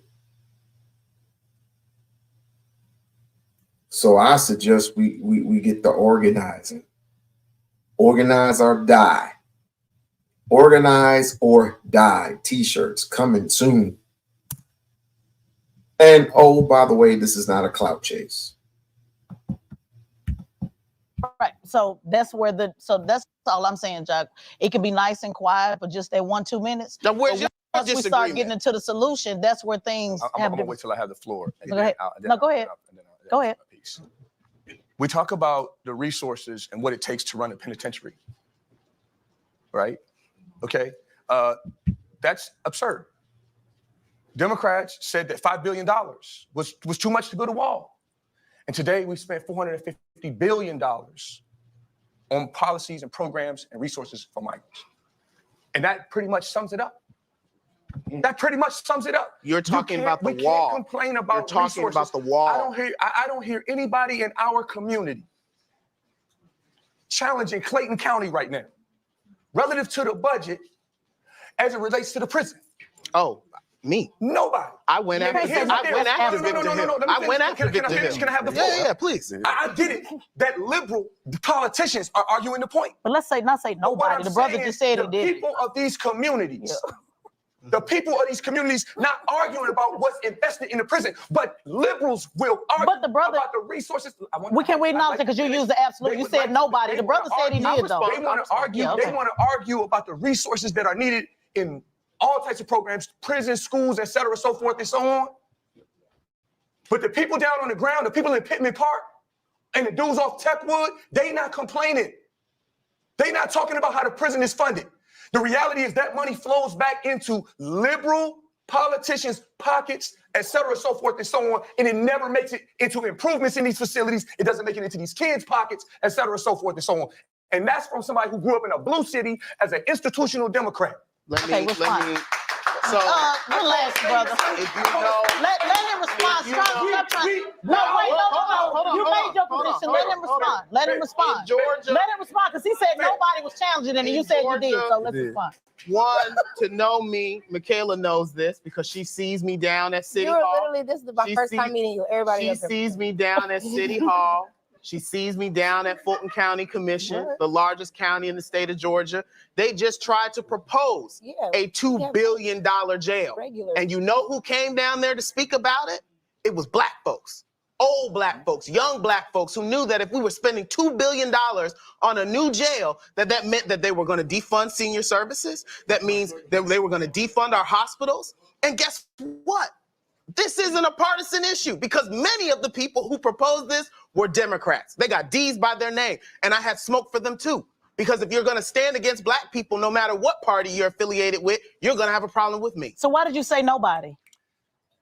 The ones, the Democrats that are pushing for the construction of a prison in this state are the same Democrats that benefit from the set-asides associated with the construction of that prison. Sir, hold on, wait a minute. The reality is they want to push money into building prisons because it makes money. Stop talking loud. We got to acknowledge this brother work because you sat up here and said nobody said anything. And this brother just told you that he did. No, so he's saying that black folks went down and lobbied for the funds for a prison. And I'm saying nobody protect Wood. It's never no accountability.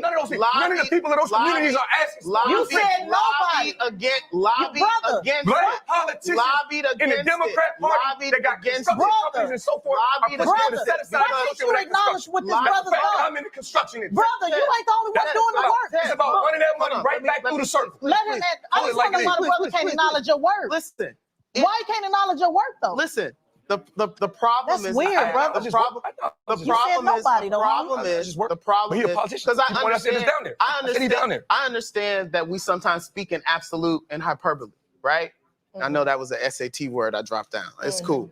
But sometimes we gotta speak, we just gotta speak to the facts and we gotta speak to the rock. Yeah. The fact of the matter is that our mayor, our city council, our county commission, who are Democrats and Republicans, push to expand the prison industrial complex in the city of Atlanta. That was bipartisan support, right? Fair. In Georgia, who has been mostly under Republican leadership, and even when it was Democrats, they were Dixiecrats, so they were Republicans for all intents and purposes.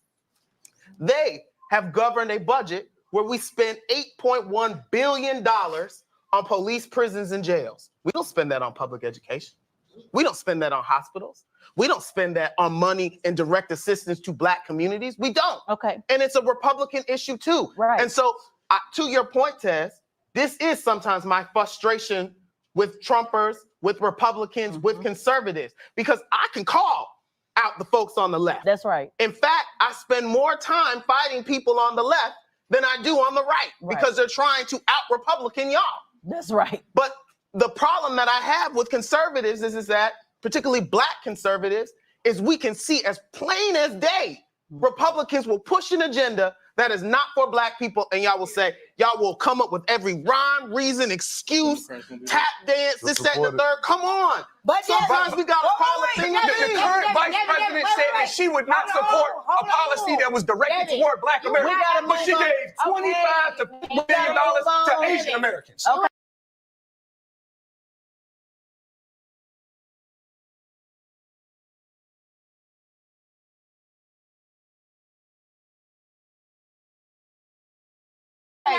Come on.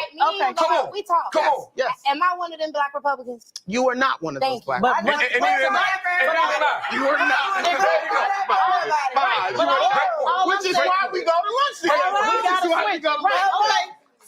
So Young Jock, so to make Young Jock happy, we got two people where they agree. All we saying is, because Young Jock really wants y'all to be happy. We got to move to the immunity. We got to move on. All I'm saying is, we want to see that, or at least me, more in the public space. You know, the I but I mean, I'm not as public sometimes as you have less than a second to make No, right now, life and death I mean, I haven't decision, and sometimes very bad decisions are made. They're not made from an evil standpoint, but they're made from the standpoint of they made a mistake. They're going to be indemnified. We're going to pay them for their costs, for their lawyers. You know, policemen have to go when many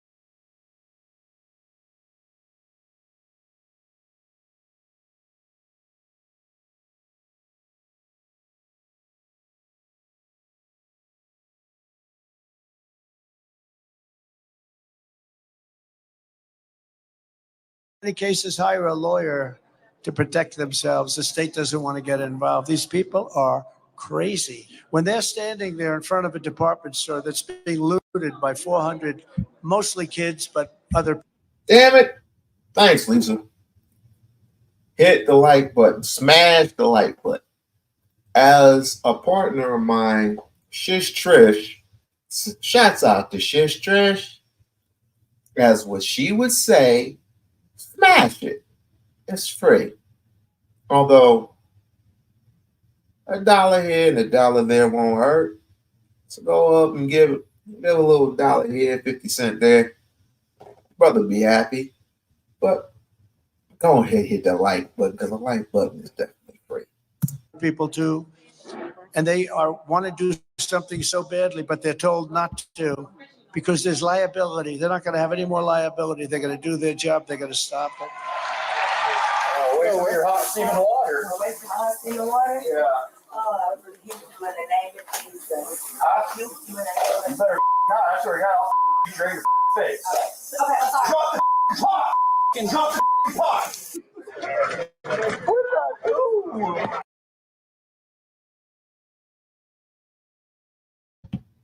Y'all familiar with that one? Rest in peace. Rest in power, Sonia Macy. She will get justice. Let's continue. Who else in the apartment? Nobody. My girlfriend's dead. Tell her we have 11015. What? How's your girlfriend? I don't know. Inside? Yeah, somebody. I was banging at the door and she said, "Who is it?" And they just started shooting. No.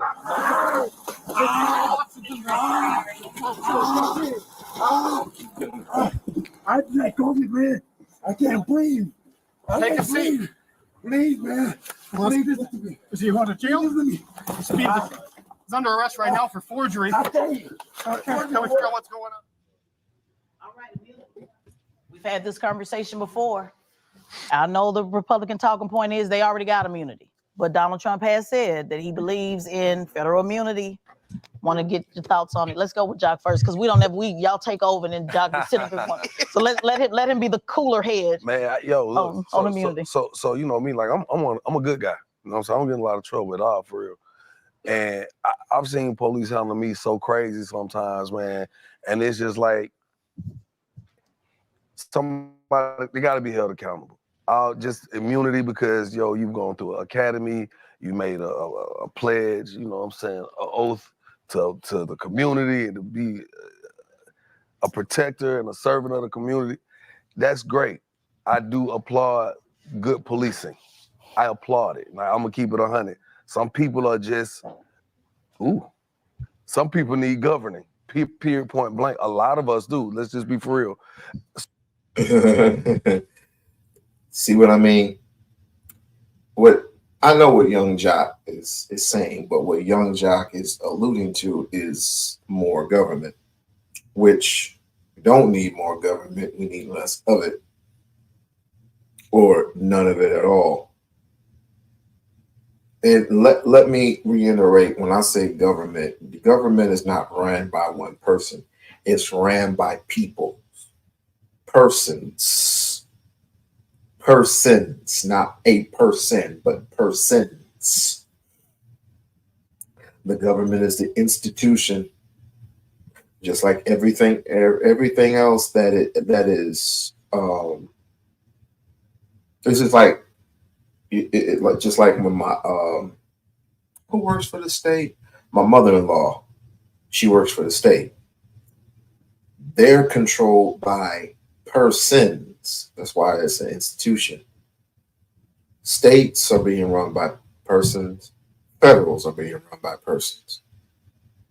And at the end of the day, they all have a boss.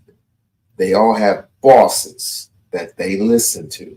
Elitists, the same one that run this country, and you want governments to take over law enforcement? That's funny. So when you get a good police officer, it's one thing, but when you like myself, I've been in a situation where I've been snatched out the car, thrown right into these two right here. This right here, This come from handcuffs. They were looking for my brother. I had nothing to do with nothing going on. I still got thrown into the bushes. I got beat up. They tried to put a murder charge on me, right? Then they found. Yeah, just like you and just like Tyreek Hill.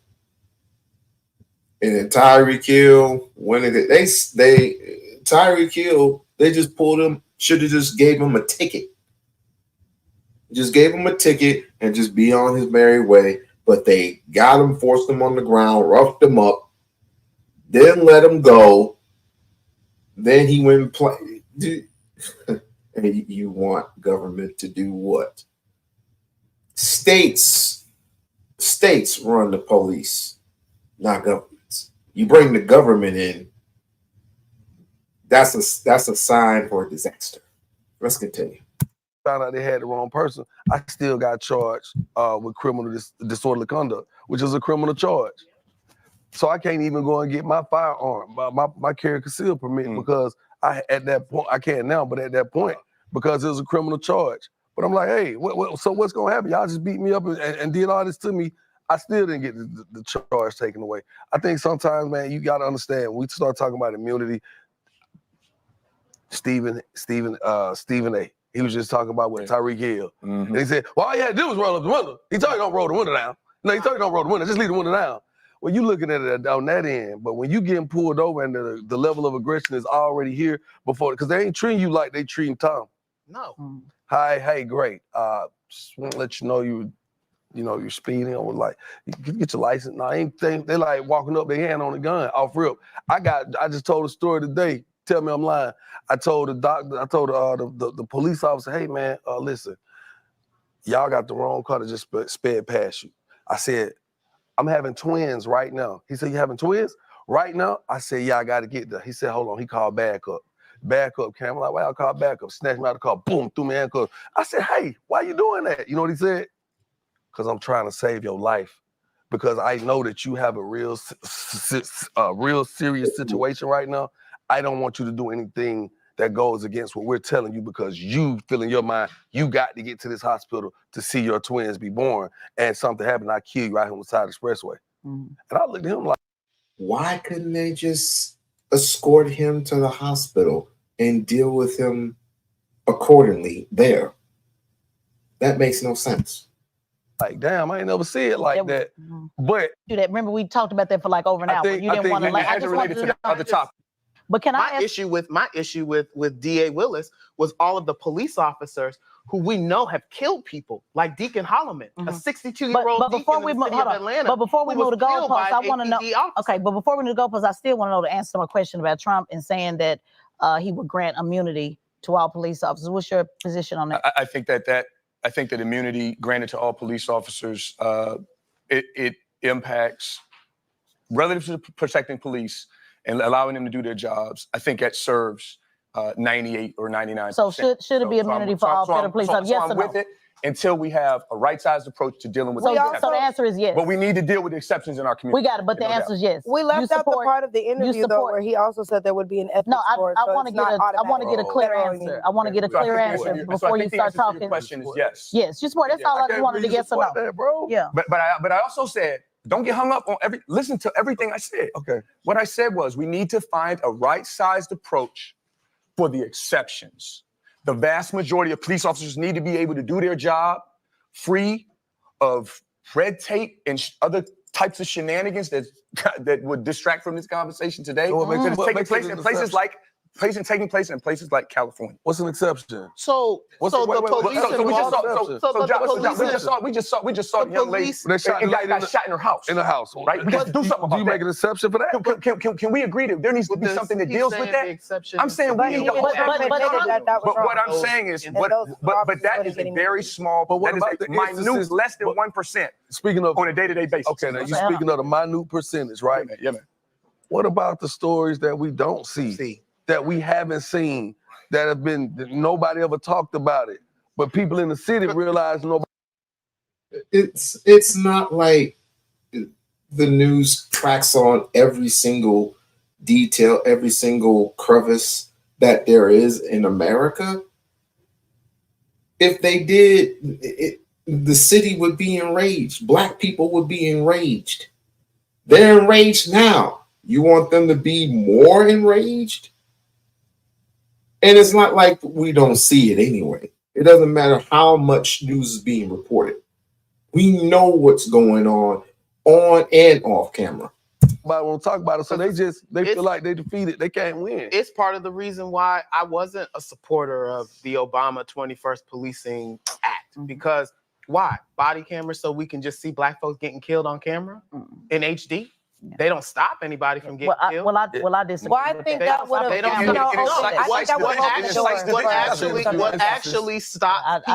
What actually stops people from being killed is a complete transformation of how we do public safety. But we need more of us who's not going to be officers. But we need body cameras. I didn't say that's the solution, but that's a part of. We got to have body cams. But we got, because that's the only way we're gonna see what needs to be said. My challenge with that, Tez, is that we have allowed black politicians and white to pacify us and say, "Oh, okay, well, we got you body cameras."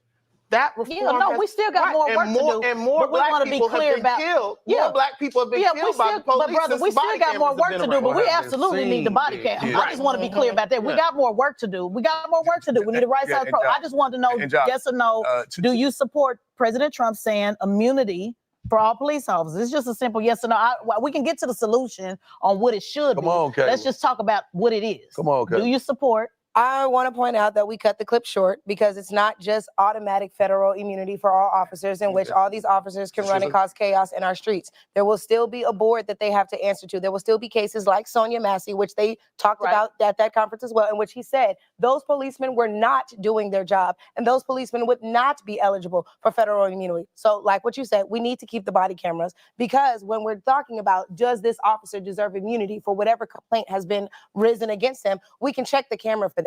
And then once we've checked this footage, now we can take it to this board. But do you agree they should get immunity, yes or no? I just want to know that. And the way that it was presented, just asking. in the way I'm talking about federal immunity in the way that it's presented with the board, not automatic, just let cops do whatever they want, which is what the narrative is. The actual policy is federal immunity, but there will be a process like there is with everything. I just wanted to know that. I can deal with that. Yes. And wait, when we talk, because Josh asked about what was an example. You think about, you see children walking around with black eyes and bloody clothes, and cops can't do anything about it because nobody said anything, or the child has not admitted that anything has happened to them. And that point, if that cop decides to break the law to save the life of a child, I am with that. And yes, they. Questions, thoughts, questions. Questions, thoughts, questions. Questions, thoughts, questions. I think it particularly calmed down for the most part, for some of it towards the end. But here's my thing. We have 50 less than 50 days. Less than 50 days until the election. What would be your decision? Lisa, I already know your decision. But then again, you might just change your mind after a month and a half, 2 months. What do we got to go? You see, this is September, so we have October and November. So we have a couple of months left. You might just change your mind. You might just think, well, hell, Kamala's the better suit. We don't know. We still got a couple of months left to go. So curiosity kills everything. I mean, you might want to vote for the left. You might want to vote for the right. Or you might not want to vote anything at all. You might want to just vote none of the above. She wants a simple yes or no, but we can't. Exactly. You can't add no damn. That's not dialogue. If I just say yes, to your question, then where's the dialogue coming? And if you wanted to do that, you could just hand me a piece of paper and I can just mark yes, or I can just mark no. That's not debating. That's pretty much performed. It has nothing to do with it. We're just having simple debate. We're just having a simple conversation, which from beginning, you didn't really want to have. All you wanted to do was argue, which is not good. But again, I ask you, what are y'all comfortable with? Me, I told you my position. My position will stand. My position will stand unless somebody, whether it be from the right or the left, yells out the word pure cut and dry. But let's continue. We ain't got that far to go.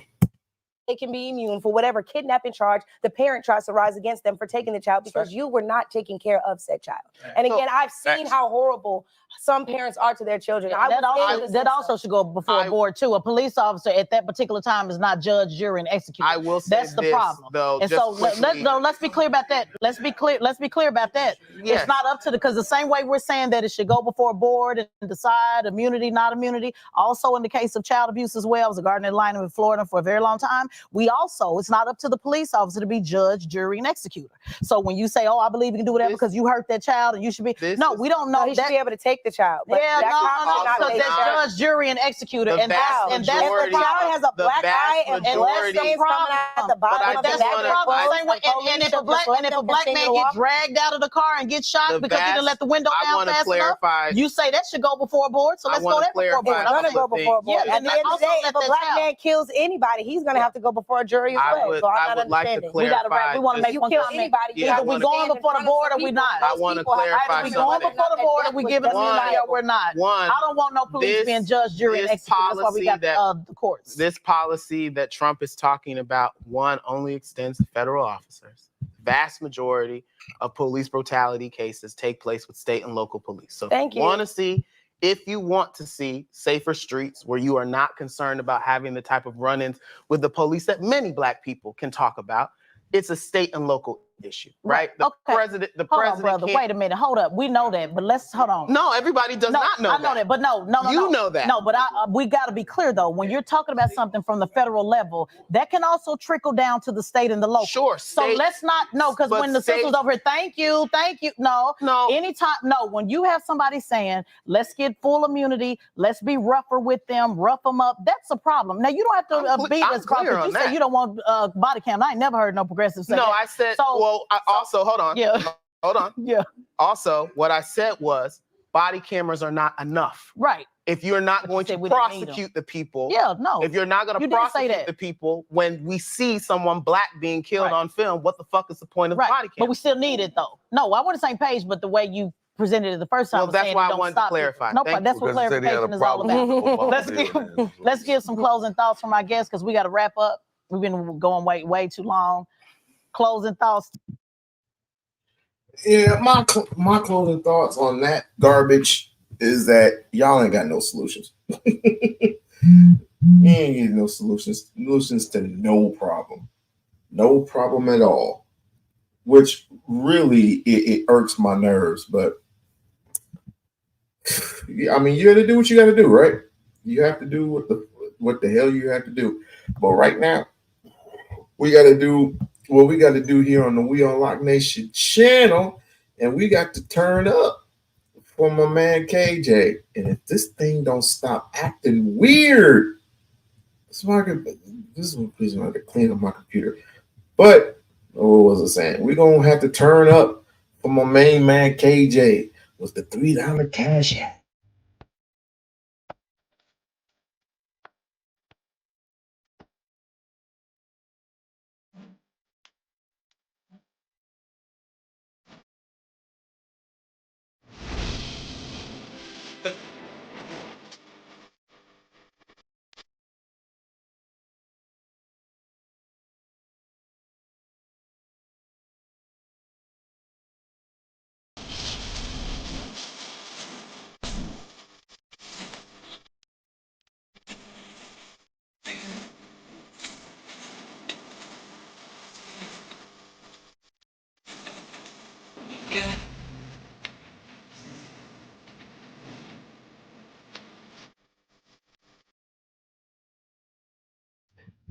appreciate you, my brother from another mother, KJ, with the $3 cash app. Now I can go get a late night smackaroo so I can go in and be in peace because my kids got to get up and go to school tomorrow and my wife is going to be asleep and I want to be the only one on the TV. You know, when they just take over your TV, it's just like, I bought that damn TV. Me! I'm the one that bought it. I should be the only one. Me! On the cockamini TV. Anyway. Any and everybody, listen. We only got, like I said, we only got a couple of months. You made up, you can stand on what you stand on, or you can make up your mind in the long run to go for Kamala or to go for Trump. But all I'm asking is be the smart ones. We're an organized type group. We're going to organize today, tonight, and the next day, and the next day, and to see who is the right candidate going forward. I want everybody to start looking up.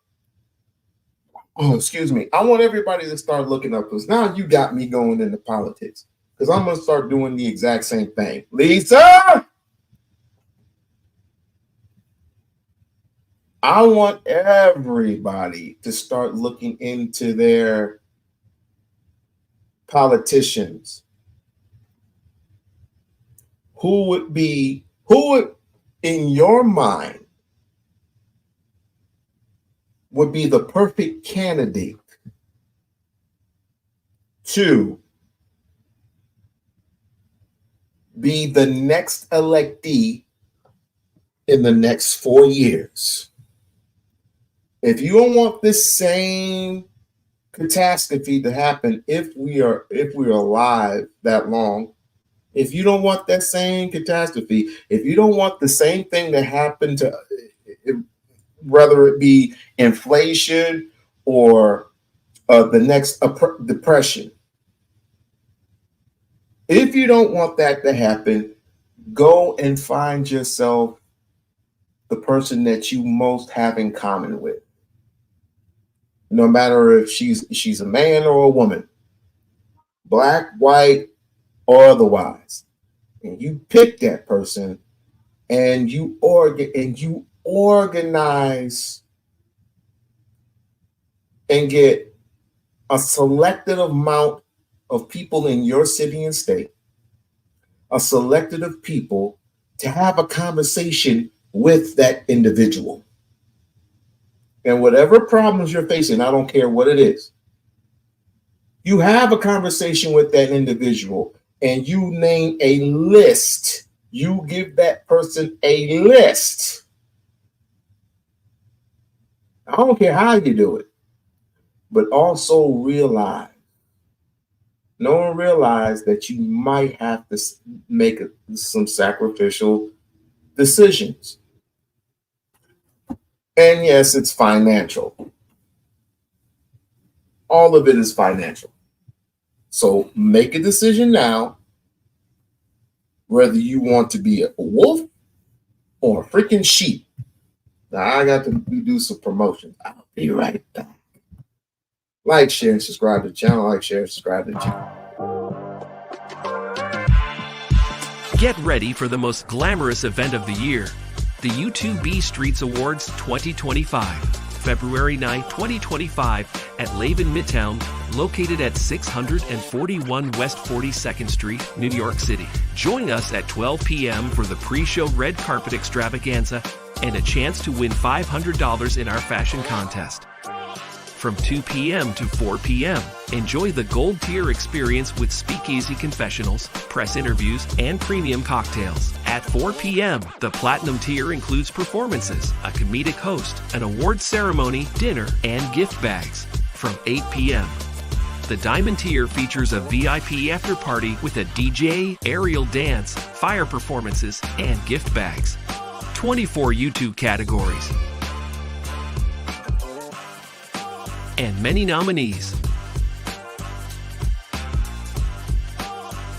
Can't attend in person?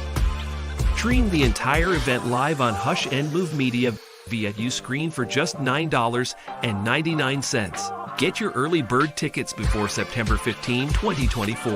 Visit now. Be a sponsor. Be extraordinary. Be there. Be great.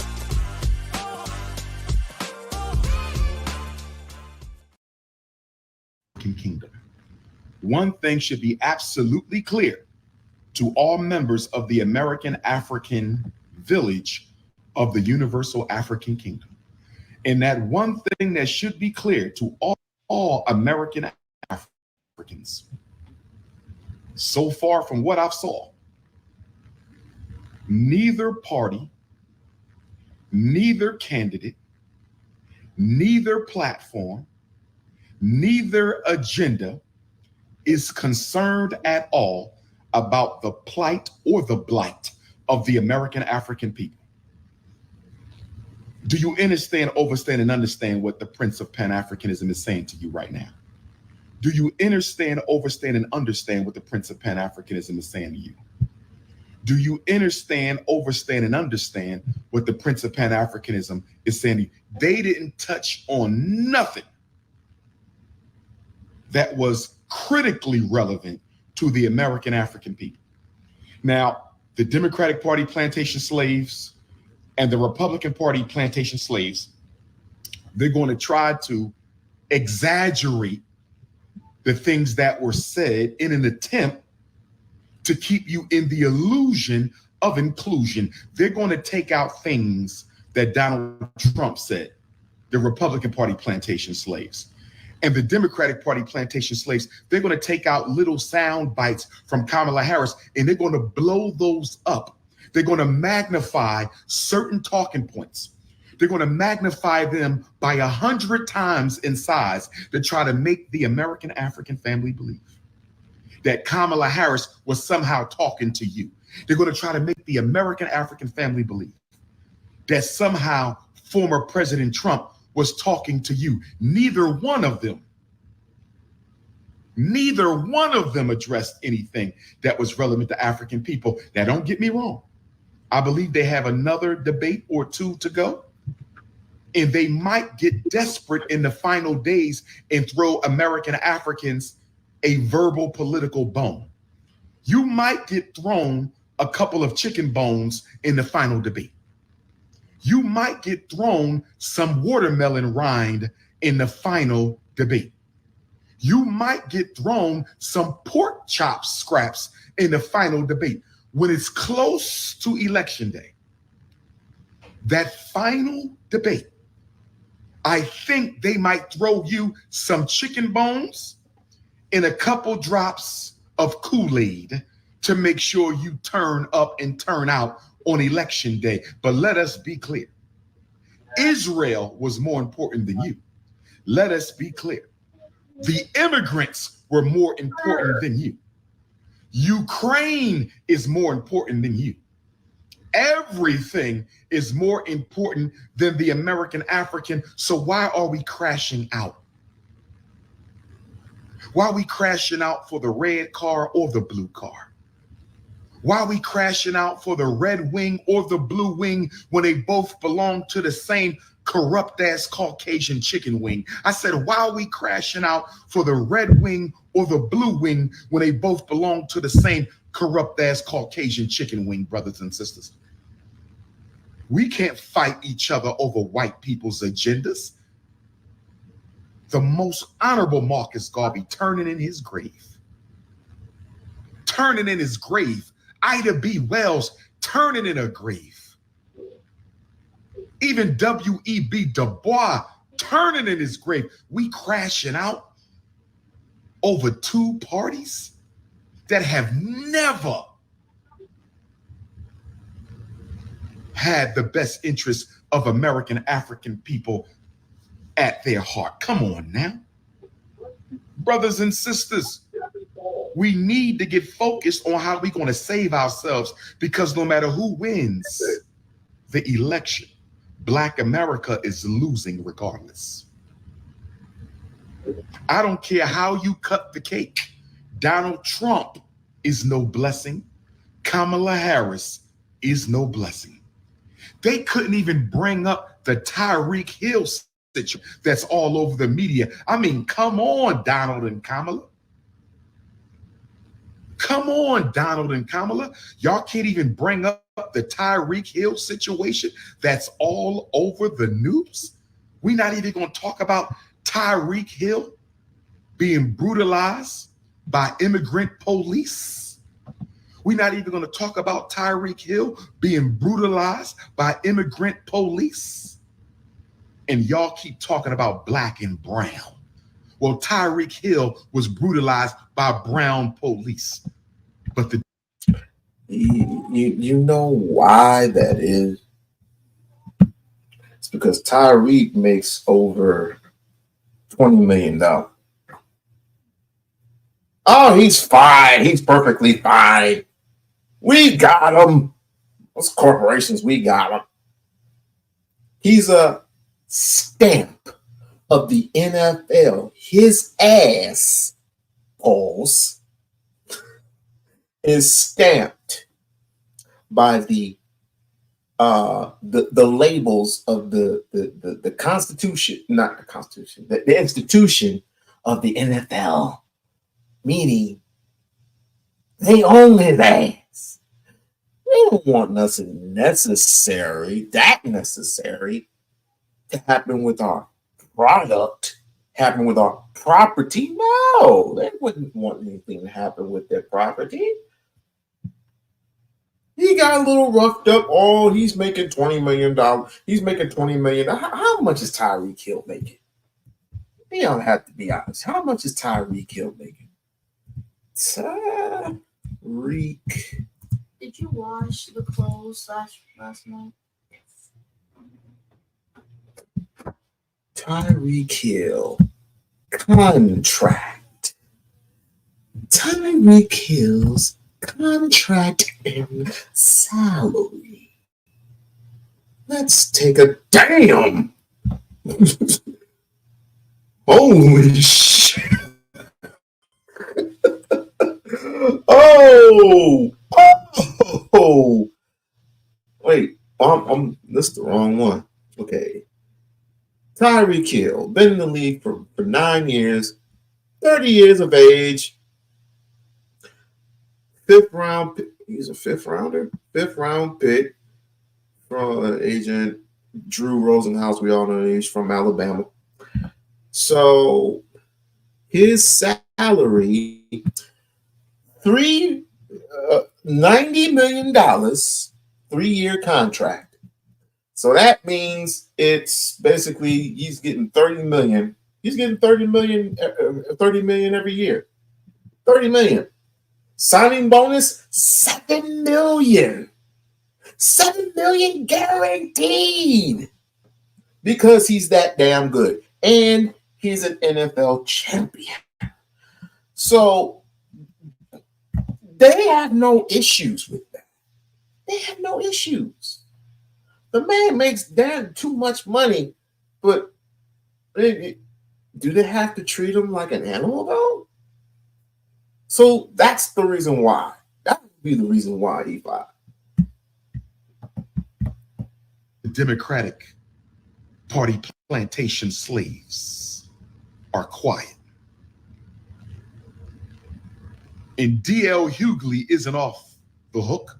He agreed to my debate. I'm still waiting on a date and time for D.L. Hughley to meet me at the most honorable Jean-Jacques Dessalines and the most honorable Nat Turner Gymnasium of the Frederick Douglass and Marcus Garvey Academy. You ain't off the hook, DL. You ain't off the hook, Steve Harvey. You ain't off the hook, my brother Ricky Smiley. I love my big brothers. We not beefing. But we have to have an intellectual samurai session. I said we need an intellectual samurai session. You're wasting your time. Because none of these Negroes want anything to do with you or your debate. Because they know deep in their heart that you're going to crush them. That's just about it. They're not they're politically ignorant. intelligently ignorant when it comes to politics. They literally just go with anything that's out there. When you're a Democrat, this is the next thing since sliced bread. This is the next thing since Michael Jordan. This is the next thing since LeBron James. But the nigga couldn't even shoot. When it comes to Kamala Harris, the woman can't even put out there the type of policy that's needed, or the type of things that people complain about each and every single day of their lives, but it's not mentioned. It's not mentioned. This is the reason why I say that whole debate was boring as hell.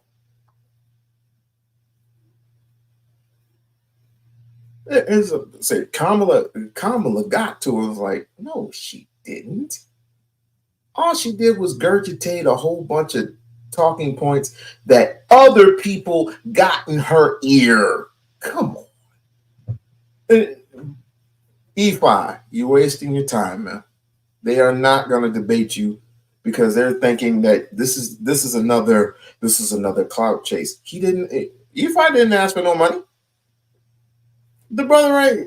Ifatunde did not ask for any money. Did he? Did he ask for any money? No. But he was challenged now. Come on now. He was challenged, was he not? Was he not challenged? Do I have to bring up the clip of D.L. Hughley saying, if you want to debate me, then go on. I mean, he was being sarcastic, but come on. You can't just say that and just not say anything. No, bro. You asked for the challenge.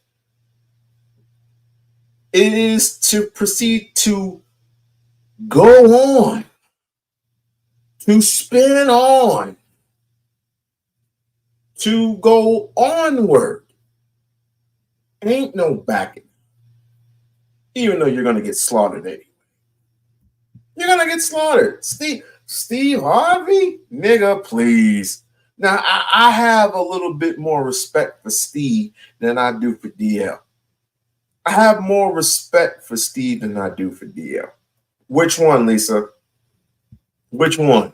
I have a little bit more respect for DL than you want me to play the Steve clip, or you want me to play the DL clip? Either one, I'll play either one. But none of them Negroes are politically intelligent. None of them are. Oh, but they're fraternity. So the hell what? My mother-in-law is a fraternity, AKA all day. Green and pink all day. My mother-in-law, my aunt, my cousin, and my aunt, which is 82 years old, are both AKAs. Your point? By the way, did Kamala Harris mention anything about her fraternity when she represents the AKAs? All right, I got you. Because after last night's debate, I want to know how y'all still selling either candidate to black folks. After last night's debate, how you selling either candidate to black folks? And I'm gonna be honest with y'all. My American African family, and I want the universal African kingdom to listen to this. Because the whole planet Earth is the kingdom of Africa. But the continent of Africa is the royal palace. I said the whole planet Earth is the kingdom of Africa. Wherever you go, there you are. The whole planet is the kingdom of Africa, but the continent is the royal palace. See how that works? Wherever you are, we are within the kingdom of Africa, but the continent is the royal palace. Some of us want to relocate, repatriate, and be at the royal palace. Some of us want to stay across the kingdom of the planet Earth, the grand African kingdom, the choice is yours.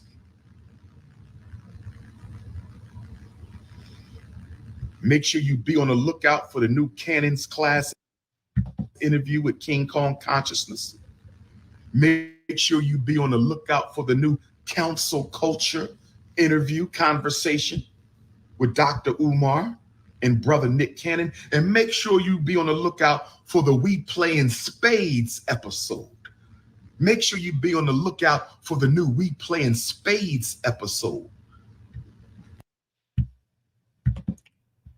To Mr. O'Shea Dookie Jackson. To Mr. O'Shea Dookie Jackson. To Mr. O'Shea Dookie Jackson. And to a plethora of others who seem to can't keep Umar's name out their mouth. I just want to act and then accuse him of not being married to a chick. I think it's apropos for me to say that you are not in a marriage, sir. Sir. You're not in a marriage either. So why would you say these type of things, and yet you're not in a marriage or a relationship? I mean, I might be wrong in the relationship part, but I don't see no ring on your finger. And when he wants to go out on a date with somebody, but he would be wrong for going out on a date because he's trying to fix the school. But then again, you get on him about marriage, so he wants to go on a date, but he don't want to go on a date because you keep criticizing him about the school. Which one is it? Either you want him to get married or you want him to fix the school. Which one we're doing? Just saying. Yeah. And I will be covering that particular story with him and Nick Cannon. And this is like the third meeting that they had. Pretty good dialogue between the two. Pretty good dialogue. But let me run along because Lisa wanted asked for a request. And I shall give her the request. And that's go ahead and play the clip between Dr. Ifatunde and Dr. Make a Democrat feel good.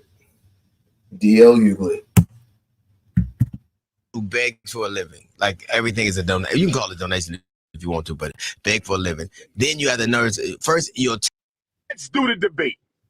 If Omega Sci-Fi, if my brothers of Omega Sci-Fi, who I love and respect, want to host the debate, it could be an Omega Sci-Fi debate. You can have the purple and gold. I don't care who hosts. I don't care where it's host. I want Steve, Ricky, and DL on the same stage. Keep the same energy, Africans. Keep the same energy. King Kong Consciousness versus the Kings of Comedy. Will the real please stand up? Really, I had a really great time. A little different, from the DNC to Greensboro is a bit of a mighty difference. It's a little bit of a what's up with Dr. Umar? Do you see? I don't know. I don't know. Okay, first off, I've said that dude's name more today than the last 20 years combined. Yes, you have. And he wants to debate me or Steve or Ricky. For what? Why would I want to? Yeah. Exactly. Here's what I'll do, Dr. Umar. I'll debate you in the auditorium of the school you were supposed to have built with all those donations. There you go. Like that's what I'll debate you in the library, or we could do it in the cafeteria. How about this? We'll debate on this school bus with the kids who are going to the school you're supposed to be built while we're listening to my show. But look how dumb this is. Why is he so focused on something that really, at this point, it's not? He wants to be relevant, and you know what? There are a lot of people that he could talk to. Not me. I'm not interested. I don't dislike him at all. I just don't think I don't think he's interesting. I don't think he's interesting. I think that a man who says marry a black woman but won't politically support her is a hypocrite. I think ultimately this dude telling me he's the king. Political won't support who's a black woman that's running? Who? Are you talking about Kamala? No, you're talking about Kamala, Madam Vice President, the one who hasn't claimed her Africanity in a plethora of 8 years. Quite interesting. I mean, if she were black, and let's just say that she is, does she know? You know what? Some of y'all people don't even deserve. It's just like I said, some of y'all don't even deserve, and I'm not talking about the people in the chat or the people who support me. I'm just saying in general, those who like to criticize, it's getting real sick and it's getting real boring. You don't support yourselves. Y'all act like a bunch of fucking hypocrites. Let me just say that outright right now. Y'all are a bunch of fucking hypocrites. Each and every single one of you motherfuckers are a bunch of fucking hypocrites. Y'all don't even talk about he doesn't support. Umar doesn't support the people. Y'all support each other. Y'all literally do not support each other. Y'all get Gucci and Prada and all this other shit. Go to the goddamn Chinese market, eat a bunch of dirty ass chicken wings, and wonder why your stomach hurt. Wonder why most of y'all go to the goddamn doc. Y'all make me sick, man. Y'all don't deserve shit. You don't deserve anything. Nothing. But yeah, you got this every 4 years, you got some Negro telling, what should I do, master? He's riding the horse. He's riding the buggy. What should I do, master? This is gonna be the 47th president. I should play that song. What we gonna do? This is 47th president. She has vice president in her name. Sound like the Django all over again. Sound like the Django all over again. It's sad. It's pathetic. Y'all don't support you don't want to support a man who is at least trying. But other than that, you want to support people who are not your race. Hypocrites. All of you get the middle fingers. All of you gets the middle finger. That's pathetic. That is pathetic. It's like, Umar, it's been over 20 years since the school been open. You got some dumbass, some bald, light-skinned dumbass nigga who is still doing content for 19 years on Umar. Talk about his mom, talk about his father, talk about he lives in the basement with his mom. Like, really, nigga? Now, if I were to talk about your kids, I'll be in the wrong. I'll be breaking my own freaking rules. If I were to speak about I ain't gonna go there, but if I were to speak about your kids, I would be in the wrong, right? Right, Nisa? I would be in the wrong for speaking about another man's kids.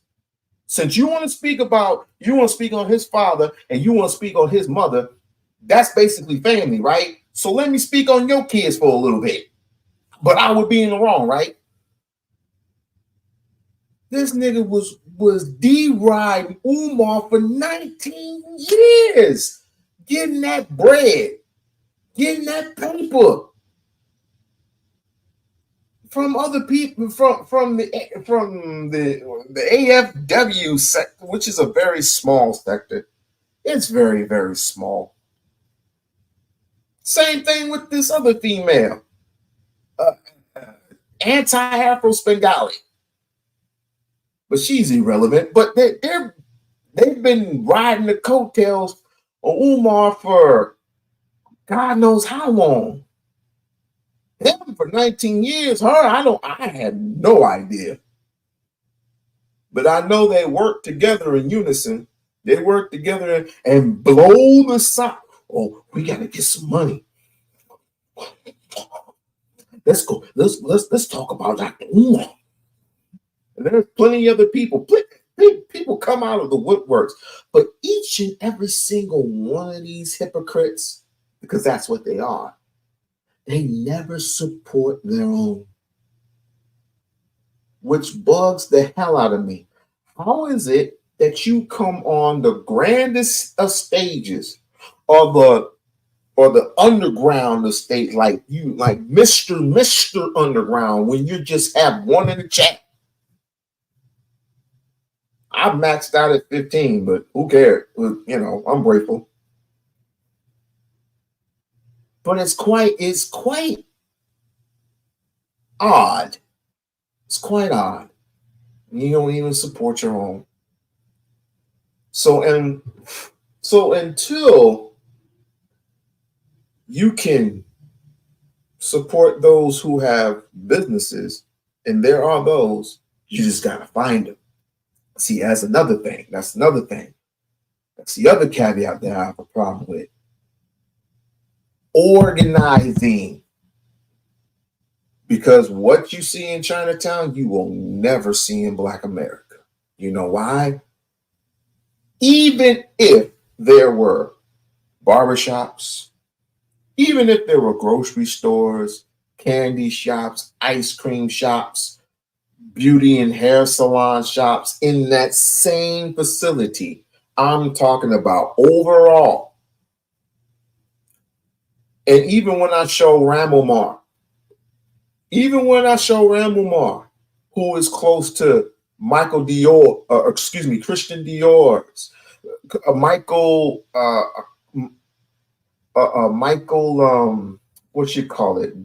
Prada. You got the Prada, the Gucci, the Christian Dior, the Michael Kors, all those products that cost anywhere from thousands and thousands of dollars, especially for a purse, a chain, anything, right? You would support, even clothing, you would support that, but you wouldn't support Umar. It's pretty much the same shit. But it's too expensive. But it's the revenue that you share with your people. It's the money that you put into your community so they can share it with others. And that's when the money goes like this. And it never leaves. And it never leaves. It never leaves. It never leaves outside of your community. White people do it all the time. Chinese people do it all the time. Or Asian people do it all the time. Why can't you do it? Simply put, you're lazy. You're lazy. But you want to put a woman in office that hasn't mentioned you not once. That's crazy to me. Yeah, let's continue. King Kong consciousness. Does Dr. Umar know that King Kong died grabbing a white woman? Does he know that? Hold on to a white woman. Yeah, he died holding on to a white woman. I mean, I'm just saying. Yeah, missed that one. Yeah, he died holding on to a white woman. As a matter of fact, all he did to the black women villagers, eat them as human sacrifices. That's what they did. I think that people who just sell nothing, I don't know what he does. I know he tells people what to do, for who to marry and what to do. That doesn't interest me. And I always ask him for the notes. He bags so much, his hands need to be cups. I swear to God. Oh my God. I don't know what he does, but why would I just don't understand why anybody would want to take the attention off the most important thing that we all need to be focused on. He don't need to be debating you. He don't need to be debating. Where would we debate at? And what you talking about? And neither one of you are running for office. That's so what y'all I'm saying. debating? That's my total point. There's so many other doctors. I like to talk to Dr. Lavin before I like to talk about. I like to talk to Dr. J. I like to talk to Dr. Dre. I like to talk to Dr. Pepper. I like to talk to Dr. Scholes before I talk to Dr. Umar. It's ridiculous. Dr. Do Pepper. I don't care. Do that to somebody else. I'm not interested in that. I think it's hypocritical. You tell Dr. Seuss on line 1. Yeah, I don't care nothing about what you say. I don't listen to you. I don't. And you check. It's like the wait is over. LTX Studio is now open to everyone. Everything's a ha-ha moment. Everything's a joke. Everything's a ha-ha moment. But it's okay. It's all good. What are you saying? So there's a couple of things. When it comes to what I hear about her is, I can't be led by another woman, but especially a black woman. This is coming from black dudes. This is coming from people I know. Yeah. Also because I'm a misogynist and I believe that, and I like misogynists. No, but also too, it goes back to the fact of, if you're not knowledgeable and haven't done the research, it looks as though she hasn't been in the picture. It's just been Biden. You've just been saying Biden. Here's the thing that's ironic to me. You voted for a that just was a game show host. And you on the premises of being a successful businessman who's lost virtually every. So let's not. I think I have no doubt. I have chauvinistic ways. A little bit. Shut up, woman. That's perfect. No, I do. Yeah. I do. I'm not. That's how natural it is. That's how natural I'm it is. not proud of it. Oh God. And I told you about letting him read while I'm here. You can't read. Led by a black woman, your grown ass. Why don't you move out your mama house? Why don't you do that? Why don't you do that? Don't want to be led by a black woman. Harriet Tubman did all right. Yeah, how about that? I'm so dope. I'm so dope. I can see why they picked me to be talking to DNC. I'm telling you. I can see. I said, well, you know what? They went. You know Sir what? John, the truth is. I mean, we can go down. Hey, man. It's a lot. Angela Davis. It's been so. It isn't like we haven't. Like I said, it's all a shit show. It's all a shit show. No one likes to take anything serious because you have actors competing for the 4 years that they're going to be in office, and you expect me to do what?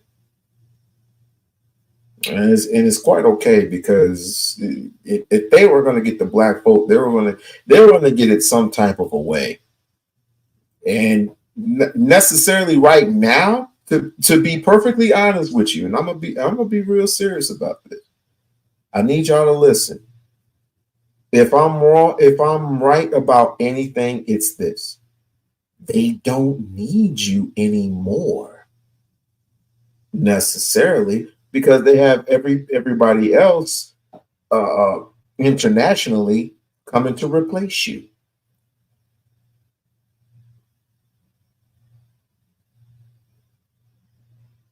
Sounds about right. They have international they have immigrants that come into this country, and they're Venezuelans especially, who come into this country taking over your shit. It's called gentrification. Don't think just because they took over some lousy apartment buildings means they're going to take over the country. The FBI is a bit more smarter than that. Don't you know that the police would have been, not just the police, but the International Guard would have picked up on that by now? Don't you think that the FBI would have picked up on that by now? Come on, y'all think. It ain't illegal yet.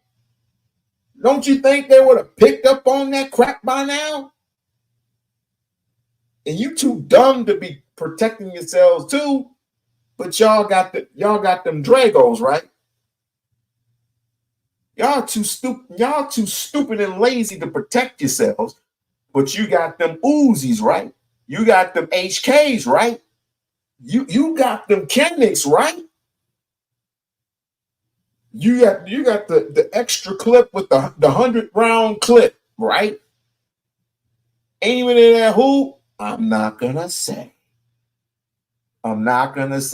because you're gonna be looking at me as the Sambo one, and I'm far from that. I just like reality, and I just like throwing it in your face. You do not support neither one of you. Support one another. You don't. You just don't. So let's not pretend that. Let's not pretend.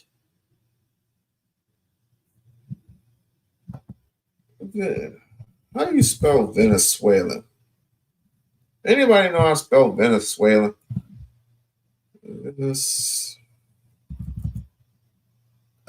Gangster. I'll just put gangsters taking over apartments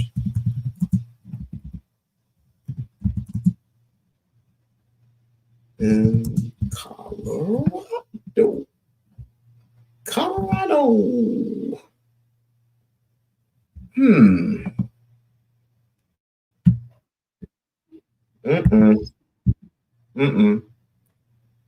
Don't want to hear you right now.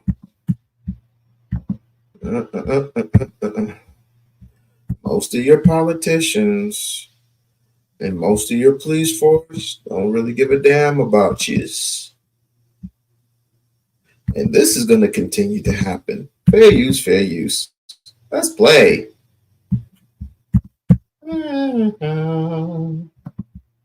Back here to Live Now from Fox. We'll take a look at this really disturbing video. It has been making the rounds, going viral. This is out in Aurora, Colorado, and it's one that is making headlines, of course, all over the country, where the mayor of Aurora says Venezuelan gangs are overrunning apartment buildings there as part of an organized criminal effort. Local police have called the incidents isolated, but surveillance video from at least one of the complexes is very startling, as you can see from this video right here. Now, we want to go on for more on this story about what's happening in Aurora. We're joined by Fox News senior national correspondent William Lajeunesse. William.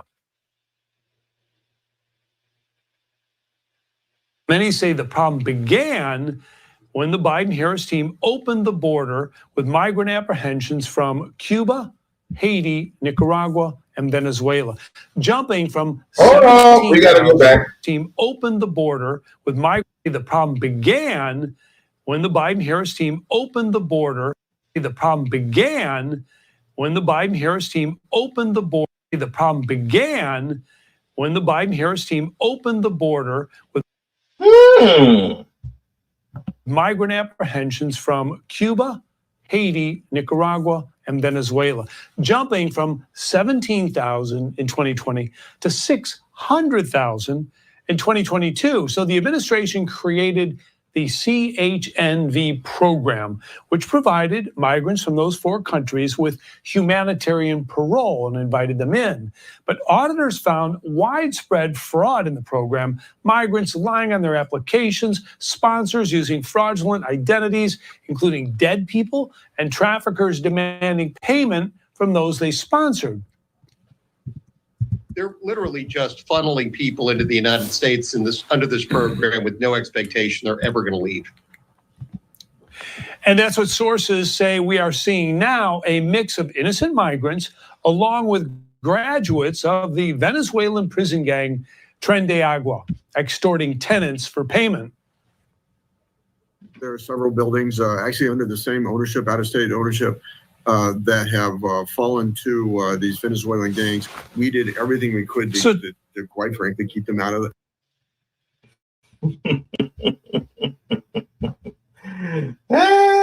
Just imagine. Oh my God. This is nice. Kraken Client Support is here to answer all questions. Oh, man. Dang it.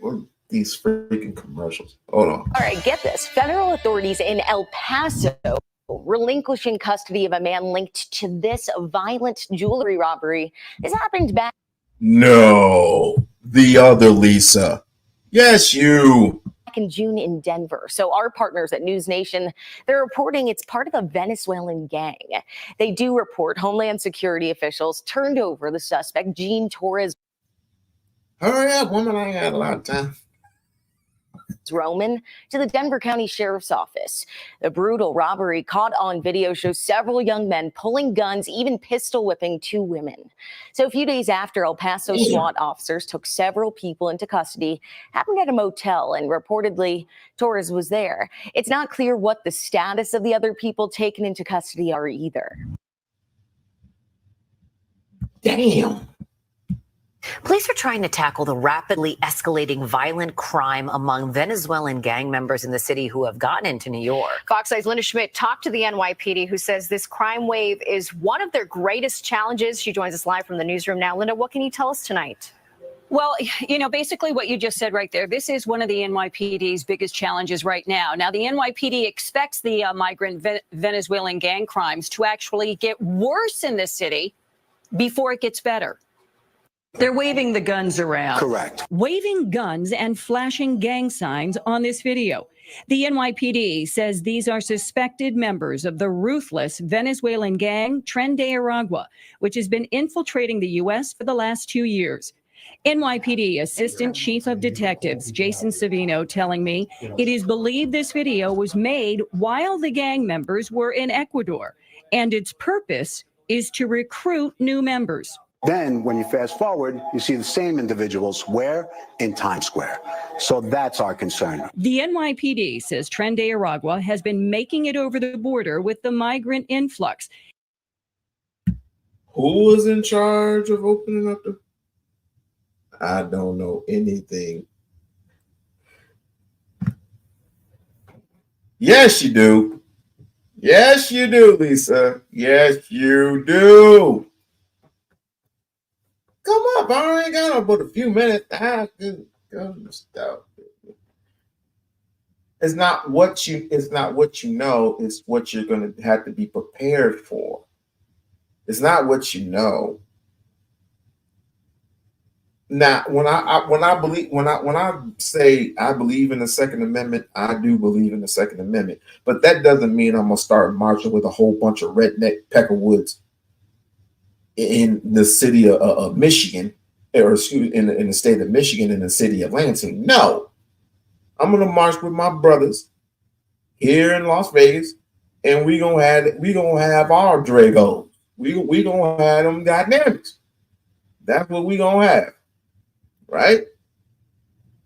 Because just if they're in Denver, Colorado, and you see a few of them in New York City, just imagine,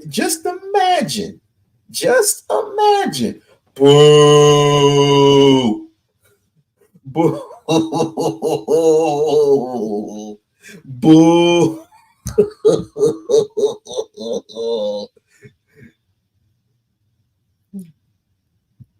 Just imagine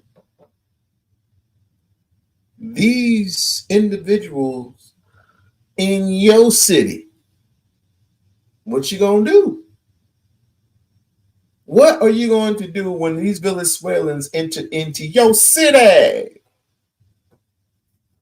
Are they gonna move you out? This ain't the now. This is not the cartel. This is not the cartel by any means. If cartel is a little different.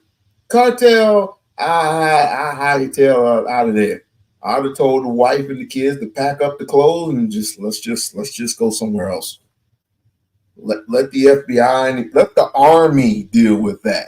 Let the army deal with that. But these Venezuelans, I mean, they're small, but it's enlarged. And before it gets out of hand, let's just deal with the problems that we have right here in our city. Because I'll tell you this much. I'm protected, but I need more.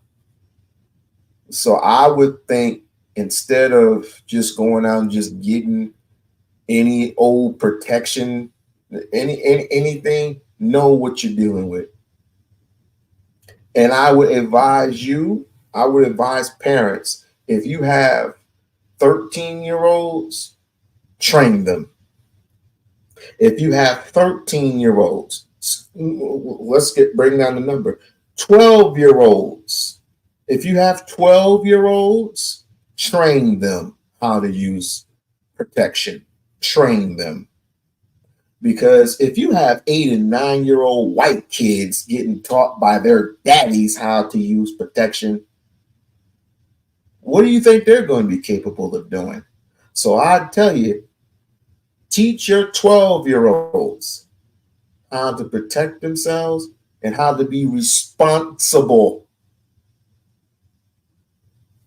Because if not, you're going to get something like this. And is getting established in New York. What we do see is they are trying to grow. The gang has gone from petty crimes like shoplifting and stealing cell phones and jewelry to all-out shootouts in the streets.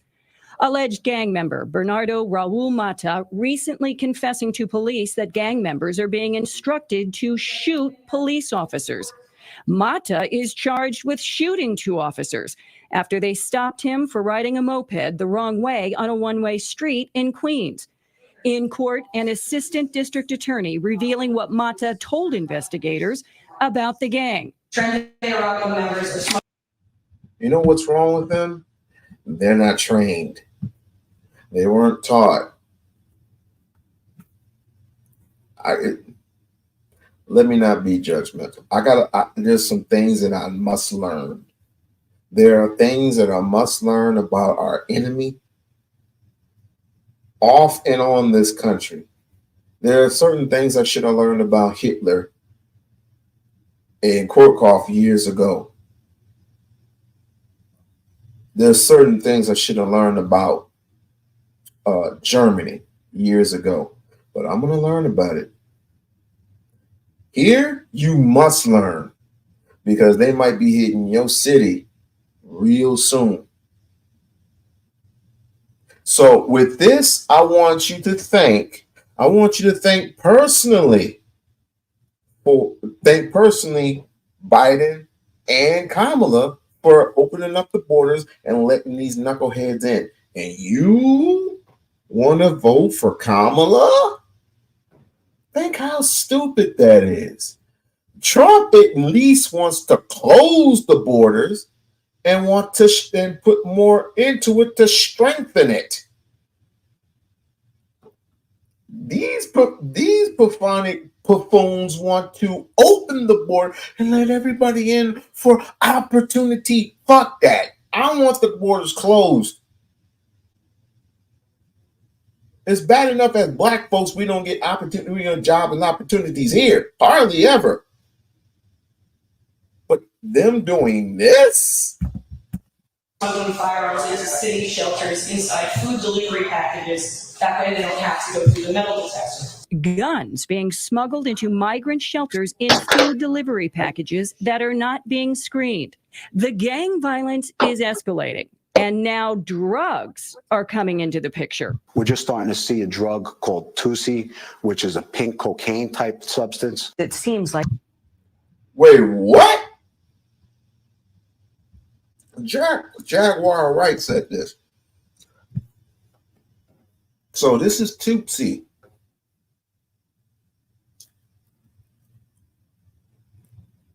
So this is what ends up in P. Diddy parties. Tootsie.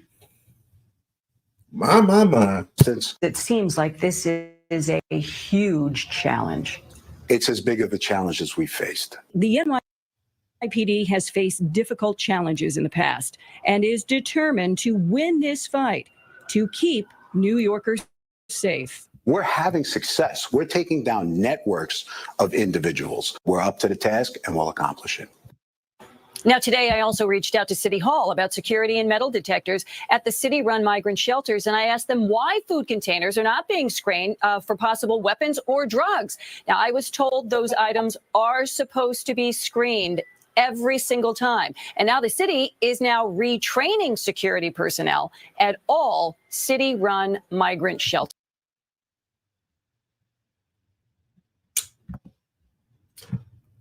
Bad boys. What you gonna do? What you gonna do when they come for you? Not a damn thing. run between with your tail tucked between your legs. The same energy that they have for themselves, I'm talking to my people. The same energy that you have for yourselves, I want that same energy to shift to those people if you see them in your city. And I want to hear about it in the news. I want to hear about it in the news.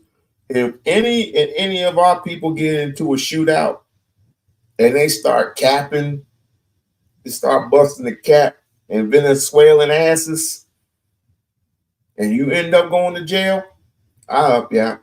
I'll try to bail you out. Because at least attention, I'm about to choke. At least the attentions will be on them and not on. At least the attention will be on them and not on us. Yeah, it's crazy. It's crazy. But that's what happens when you have a presidential elect and you have a former president in Joe Biden, because he hates niggers. He wants to erase not just him, but elitists want to erase you from existence. Y'all don't see that. But you got people like me, myself, Umar, and Anderson, and Dr. and John Henry Clark, and others, merely telling you telltale signs. Shouts out to Brother Rizza and others. Now, some of these people may not get along to get along, but they're getting along to get along for a reason. With a freaking smile. You're damn right. Biden is Lyndon B. Johnson. Correct. With a freaking smile. Correct. And I just started listening to the former president, Lyndon B. Johnson. Speaking of which, y'all got time, right? Y'all got it behooved me that the Lapeef Network was talking about this very same thing, which kind of, it's like, Lyndon B. Johnson, what the hell are you talking? And then I was like, Lyndon B. Johnson, that's the former president of the United States. And I think after him, before him, it was John F. Kennedy. And then after that, it was Lyndon B. Wells. Okay.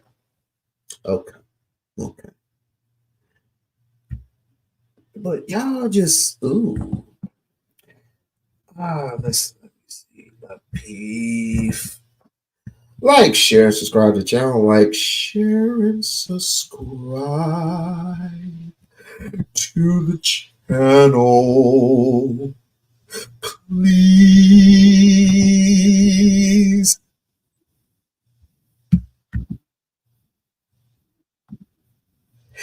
Hey, happy Friday. Hey, how are you? How you been, huh?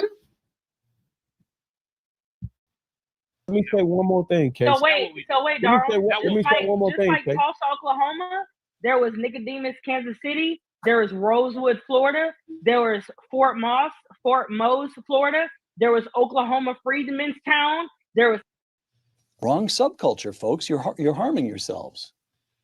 Well, I would think in an ideal world that intellectuals might take on that task, but the world that we live in, I've noticed, is not ideal. All right. Everyday life can only describe their everyday life. If this is literally how they live, they're just explaining, they're giving you their biography in musical form. Like niggas acting like I told you sell drugs. No, Hov did that. So hopefully you won't have to go through that. I was raised in the projects, roaches and rats, smokers out back, selling their mama's sofa. When they was talking about, he said, I give you the news with a twist. It's just his ghetto point of view. They was voicing a way they viewed the world to the world. Now, if you're not from that, and then you start to push that and promote that, then I can see all of that. And I'm not saying that it's a positive influence. I'm saying it's their artistic expression from the only thing they know, from the way most of the rappers was raised, and how they made ends meet, or how they lived and how they cope with things. Like, I think when I was like 12, when I smoked my first blunt, it wasn't rap that made me smoke my first blunt. It was my father had died, and I was dealing with a whole lot of other shit, and I needed a release.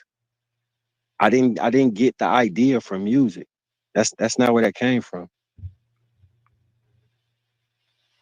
Thank you, Marcus.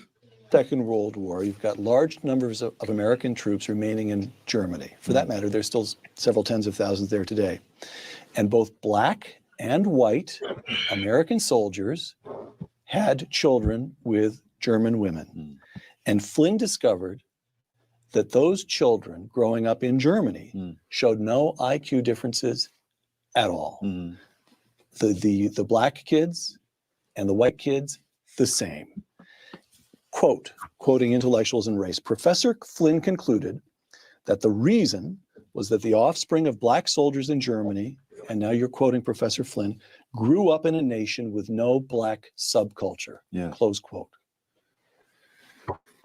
Which means what? Which means they experienced exactly the same expectations. Is this No, the expectations are external. The culture in which they grew up with was not the culture in which black kids grew up in America today. So there's no gangster rap in that was pervasively available in Germany. So here's what I'm getting. There is something about black subculture in America today that holds African Americans themselves back? Yes. In fact, I went into this in a previous book on which about black rednecks and white liberals, because that same subculture. Let's talk about two of your books here. Go ahead. Because that very same subculture held whites in the South back as well.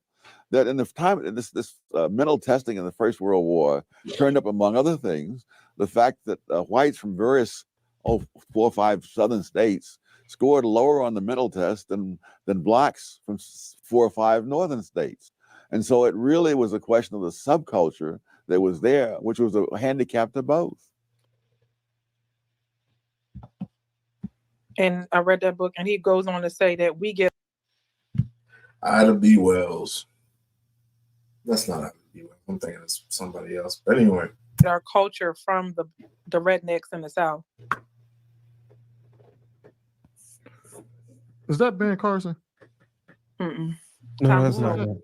So he is who? Thomas Sowell. Thomas Sowell. If you want to see, yeah, the same Thomas Sowell that came out with the book Black Rednecks and White Rednecks has got to be one of the biggest coons ever. But people often, black folks, certain black folks often would say, why don't we stop calling them coons, and let's just analyze and look at what he's trying to say. He might be saying something that black folk need. If you don't get I'm trying to be nice. See some alt-right dudes talk about how blacks are inferior and that we have no culture and shit. He gonna be one of the people they cite. I don't know if they gave him a What? check or something. Can we focus on the message and figure out if that was substantial or not? See what I mean? That's the second time. I did it the first time. I can't just discredit him. I got to stop the show. I got to stop the show. I got to stop the show. Because Helen always comes through. Man, this is a blessing. This is a blessing, and I look at it as nothing else.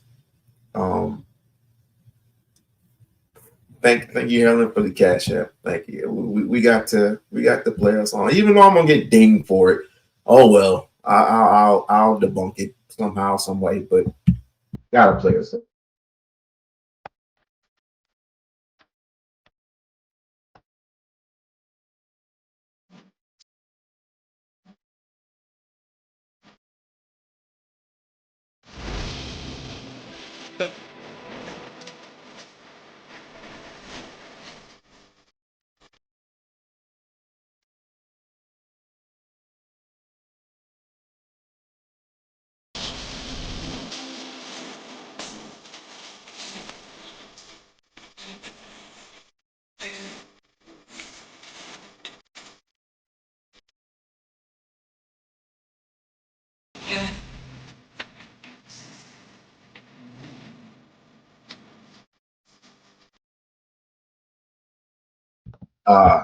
Definitely appreciate you. Much love to you, sweet one. May God add fruits to the labor. Oh, there go. It's nothing but a blessing, y'all. It's nothing but a blessing. Like I said, I don't ask for much. You'll get the difference between other content creators and what I do. This is a hobby for me. This is a hobby for me. After I'm done with this, I'm turning off, and I gotta fix the kids their lunches and everything. Gotta fix the kids their lunches and wait, today is Thursday, right? Thursday/Friday. So Friday, I don't have to do the lunches. All I got to do is prepare for their clothes and, see that they go to school, dress so nice.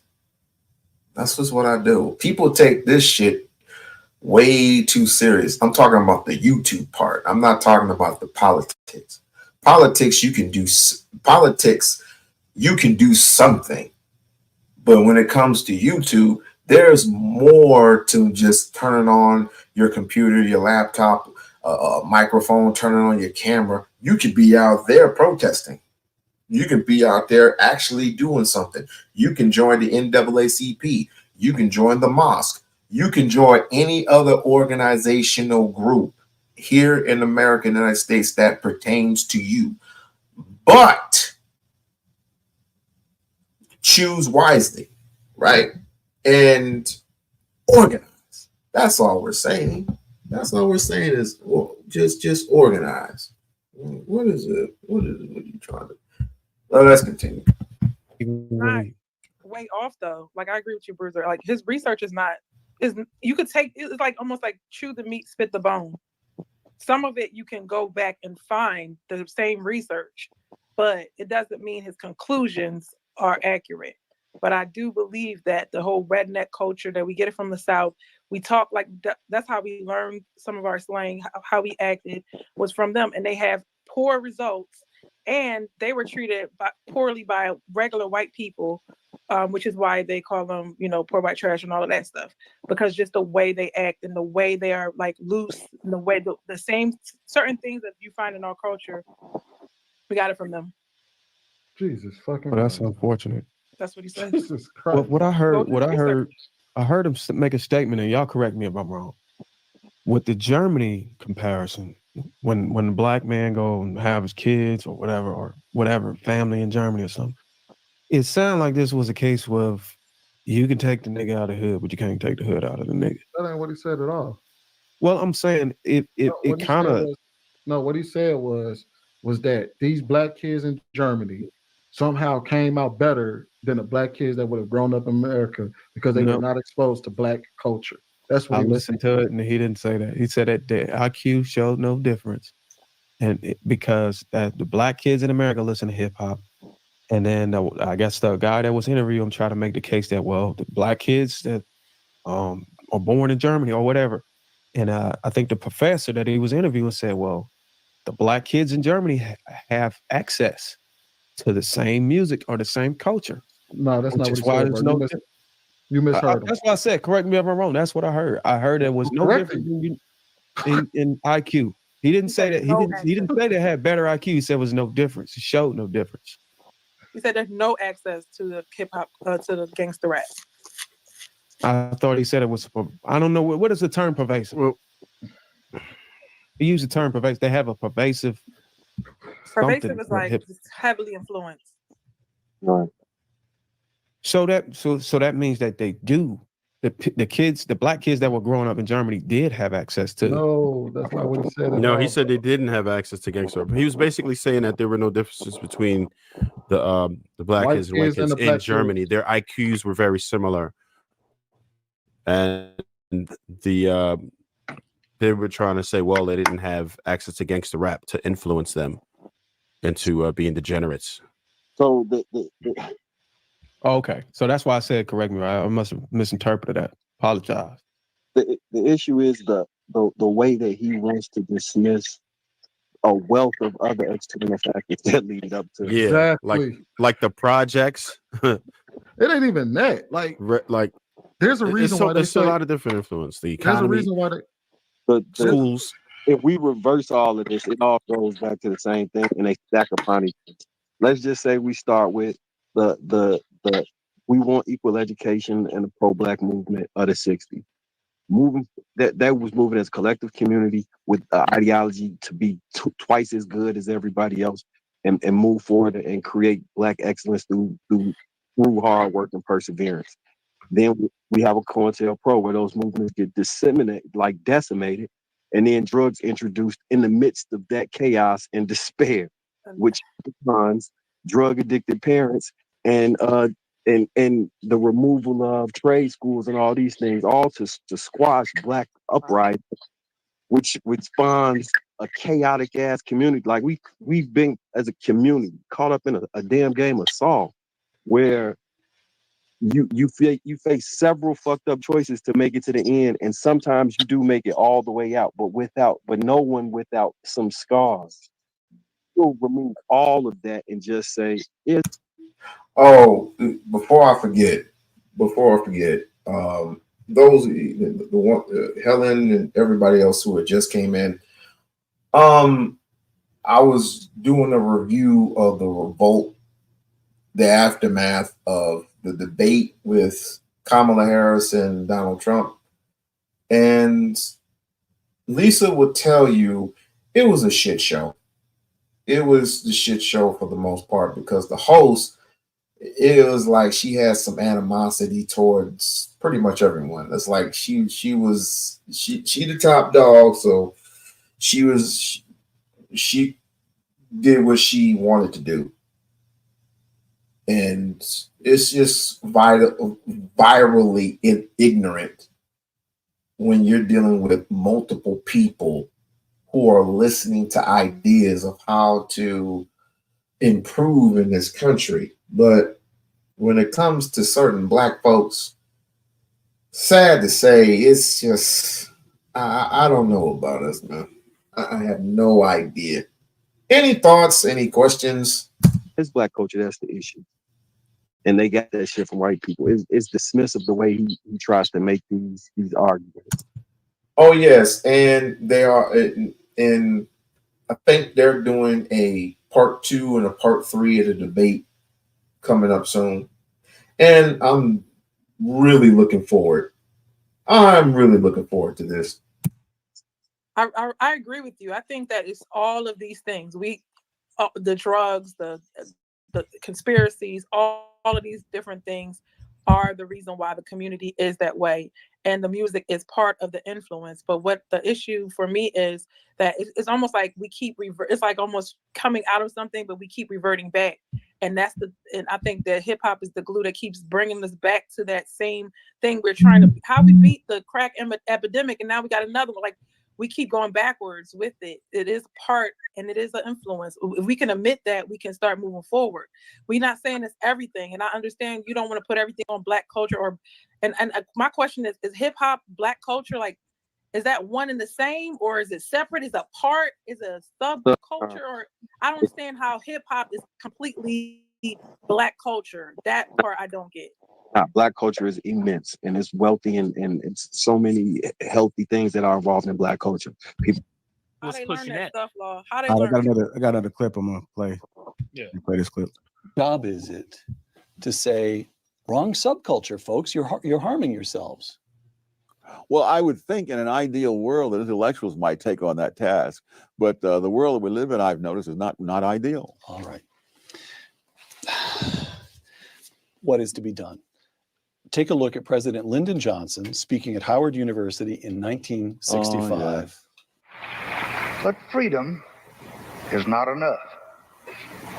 You do not wipe away the scars of centuries by saying now, you are free to go where you want and do as you desire and choose the leaders you please. You do not take a person who for years has been hobbled by chains and liberate him, bringing up to the starting line of a race and then say, you are free to compete with all the others, and still justly believe that you have been completely fair. It's pathetic.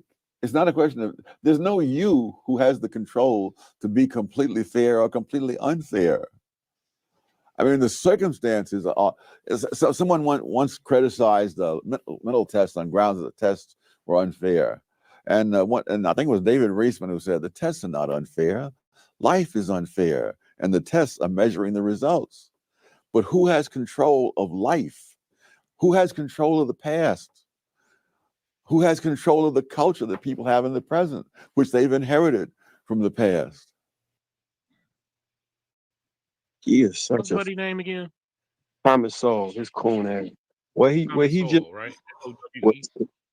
so that man, Lyndon B. Johnson, clearly said, yes, we can change you up and brought you to a race, and then told you to run after you've been enchained all of this time. And it's unrealistic to believe that you could have a just life. And this coon ass nigga gonna say, man, that shit on them. Get your goofy ass out of here. That's why fucking reparations is. Look, What I wanna say is, first of all, before I make the statement, I want to apologize to JR for the past 3 clips you played. I don't think this panel is ready to communicate on a level to where we can kind of like be genuine about the clips you're making, because instead of actually listening to his point and trying to understand it, we attack his character and all this other stuff. We gotta just try to, just because we disagree with somebody don't mean we can't try to understand a position or point they make, or even appreciate that they took time out of their life to do some research and kind of look at the research they did and how they were able to substantiate their facts to try to get an understanding. I'm going to try to be logic about this. I'm going to try to be logical about this. First and foremost, I have no problems with Don. I've talked with the brother before. But the path that they're going is not the exact same path that I'm going.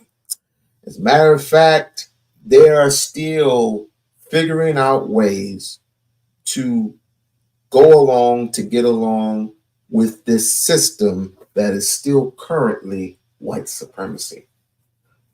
They're trying to figure out how to maneuver around this particular system. You can only go so far. The only way I see, I mean, you can take things and try to add on to what you should be doing. You can do that. Just like people take literally too much the Bible, knowing that the Bible was invented by the government. That's a different story for a different day. But let's just say the Bible does influence me. It's supposed to be inspirational. It's something that you're supposed to graduate from and learn lessons. You're not supposed to take it and let it be your end all be all. You're all of a sudden becoming a mechanical person because you're letting the high Christians tell you what to fucking do. And guess what? No one is telling me what to do. I'm my own man, and I'm pretty much a spiritual person. Not a religious person, but a spiritual person. I can tell you what's good for you, and as far as food, as far as, certain medicines to take, I would advise you not to take any medicine, but herbal things like urban tea, mint tea, grow your own crops, grow your own fruits, grow your own berries, make your own milk shakes or whatever through healthy and grown foods instead of taking these supplemental things that poison us slowly but surely every single day. VZV, Walmart, Walgreens. I mean, every year they just keep poisoning us with more and more sugar. It used to be that I used to have this tea that I used to get from 7-Eleven. It didn't have that much sugar in it. It must have like 8% sugar. Now it's 13. They are literally trying to add in more and more and more sugar. Right? But let's listen to what he's saying. Until we can kind of do that, these type of conversations are going to be very shallow. But I will say that Lyndon B. Johnson, that speech is the speech that pretty much crippled Black people, that made them content. Get the fuck out of here. God. Okay, if I can Hey, finish yo, my I point. swear to God, Darwin, bro, you If be I really can- doing some If I can you be finish really my, saying some disingenuous if you shit, wait Joe. long Like, enough, real you'll be able talk, to no, understand. look, man, You'll- look, like If you sometimes wait real long deal enough, be you'll like, be able to understand. you real Go deal ahead, go come ahead from and a be point rude and of any interrupt, brother. chance Go that ahead. you Let get, him you finish. try and make us seem like, bro, you got to chill with that. Some of that borderline simping you be doing on here is really getting to me. I'm like, though, you gotta Wow, chill with so that. now that's If we simping. didn't agree with Simping is Buddy, the- if we didn't agree with Buddy, That's we simping? didn't agree with. I wouldn't call him a simp. I wouldn't. That's not something. That's just forming his opinion. I would listen to, but he would have got the logical lashing of his life. I would literally listen to him. I wouldn't. With him. You know what I'm saying? When did we Everything change is the simple. term simping? The meaning of the term simping? Hey, look, bro. I'm You talking shooting about yourself from in the foot. the multiple times. I'm not. You know what I'm saying? I aim very Damn, well when I sure. shoot. You know what I'm saying? What I'm saying is, bro, you got to stop with all this trying to, ladies, the gentlemen on the panel are saying this. Man, stop with that, bro. You really be making yourself look crazy to me. I'm saying right now, we didn't agree with the brother. I felt like he was shucking and jiving for the dude that was interviewing him. I listened to, I'm ready for the intellectual conversation because I actually watched the video earlier and already made up my mind on what it was. So Okay, what to did come you? on here and be again What made you make disingenuous your to say mind? what we're not ready for is crazy for me to What hear is it from. that you? What is it that you heard that made you make your mind up? Exactly. All right, shut the hell up. So now look. All right. So as now I that's can- when we getting out of Let hand. go. Whatever state you in, stay there. Okay, so We you don't want do to that. run threats? You could Whatever call me a state simp, you in, but I'm stay just there because sitting we here don't do that telling over you here. to shut up, and you can call me out my name. Whatever state you in, stay there because we don't do that over here. Oh, shut the hell up. I'm gonna finish my. That's that's another part. You know what? I definitely would love this. I would love this because we're gonna get the definition of sharpening swords and what that's all about. We doing threats now. Okay. My point. The speech that Lyndon B. Johnson just spoke was the speech that's pretty much I swear crippled y'all Black. make me question. Y'all make me question where y'all from, bro. I swear to God, I'll be Let questioning where him y'all from. finish. Why y'all being I so rude swear tonight? to God, I Is this how the swear to women be God, acting? y'all make me Y'all ever question act where like y'all this? from. All right, y'all, All the time. we got a bit ahead of conversation, y'all. Let's Y'all just being have a so conversation. rude tonight. Just because y'all, Because I'm tired of people don't agree, don't mean apologizing. that My we can't. people, when it comes to our culture, all of a sudden y'all want to throw our culture under the bus. He just sat here and said that was the thing that held Black folks back. That was the nail in the But you coffin for don't- Black but- folks. but Not you the don't many things that understand. transpired before that. Come on, bro. I See, swear to God, y'all make me what question where you're y'all doing, from. what you're Every doing is time. what y'all are doing is y'all have an issue with listening. Y'all struggle with listening. Y'all don't even listen long enough to understand what I'm saying.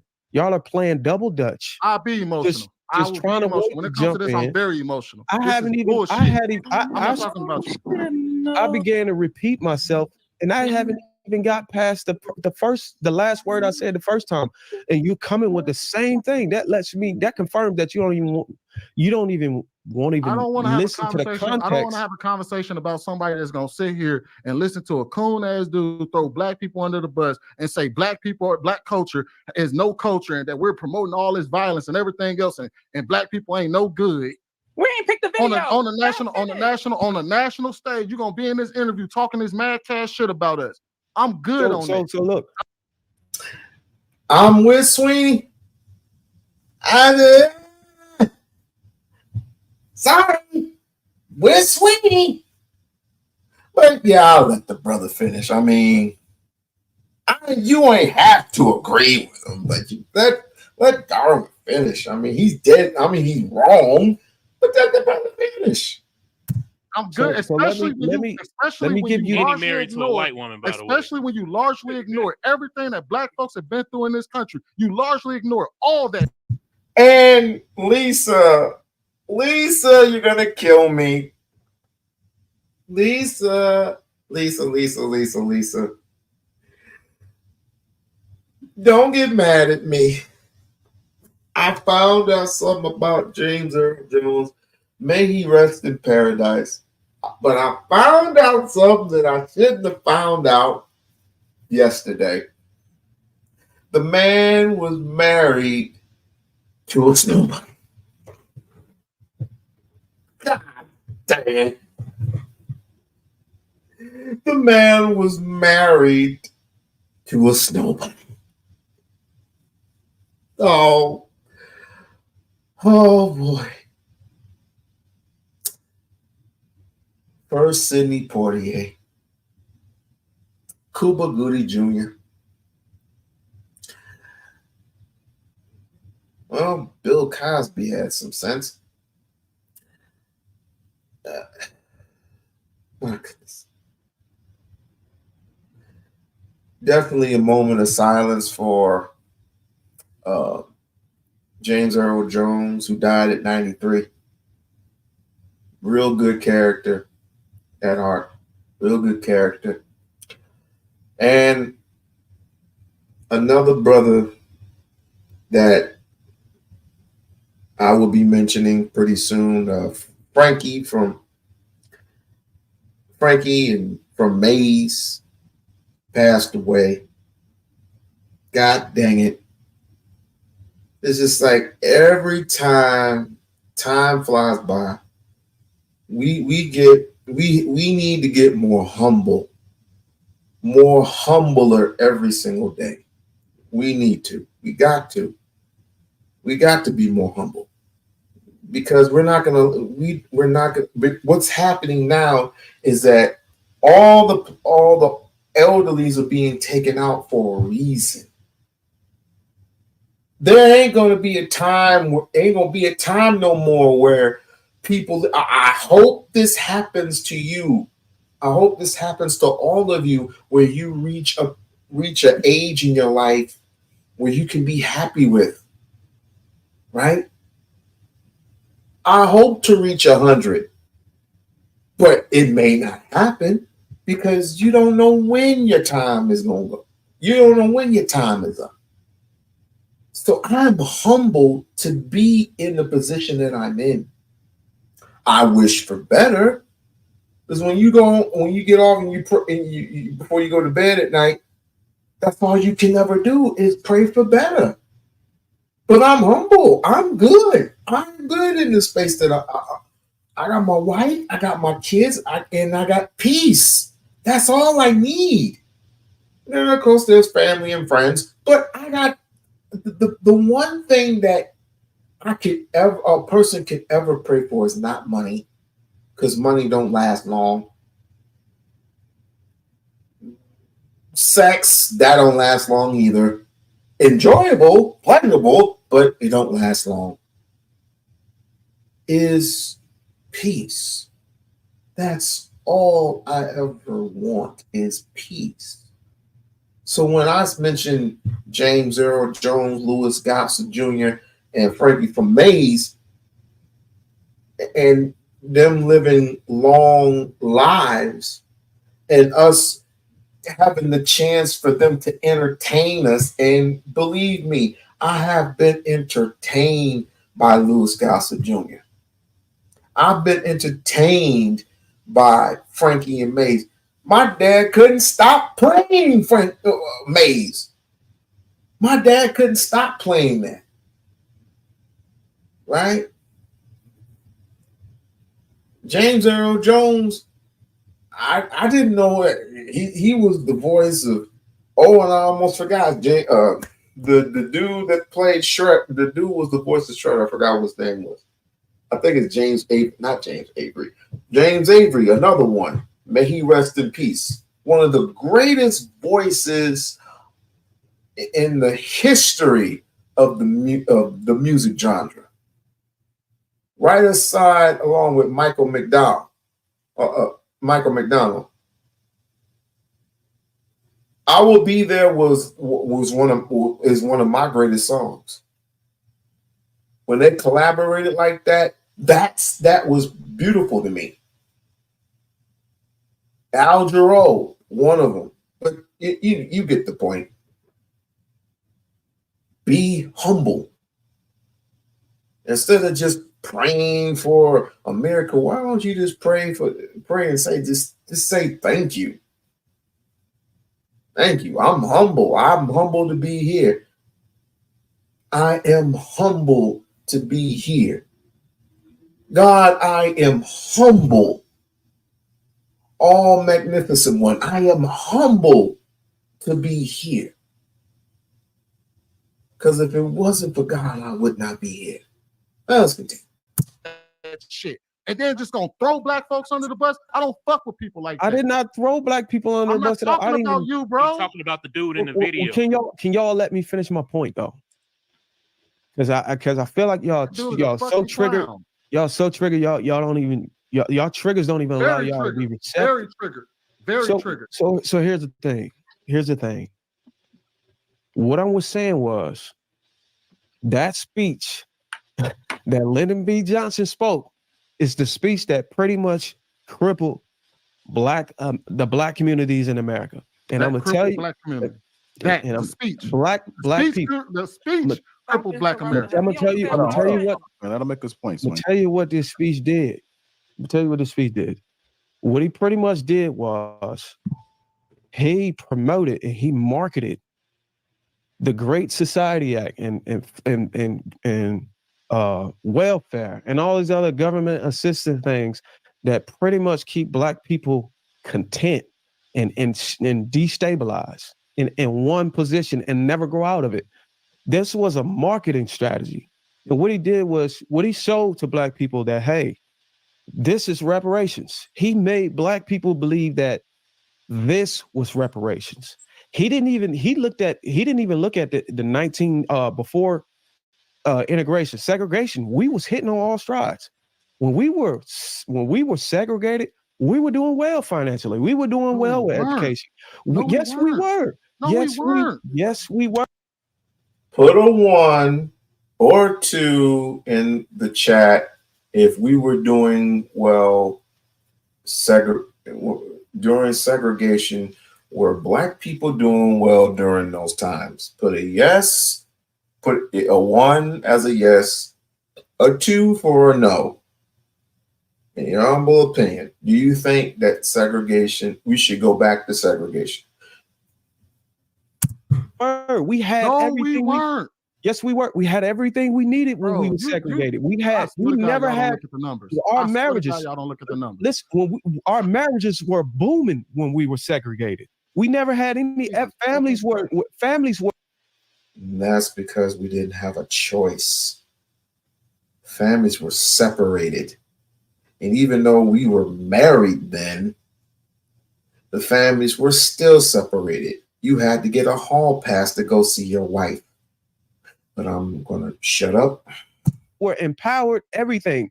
When the Great Society Act, when this speech came in, when feminism came in, it incentivized being poor. It incentivized being single mothers. And what did that do? That de-incentivized being married. So you got to look at the context. Y'all are focused on the content, and y'all getting triggered by the content and what I'm saying, and not the context of what I'm saying.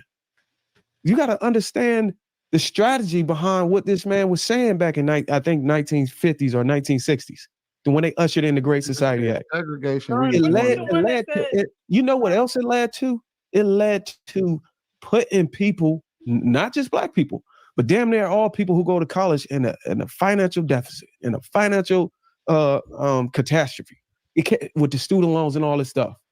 You got to be able to see this shit happening.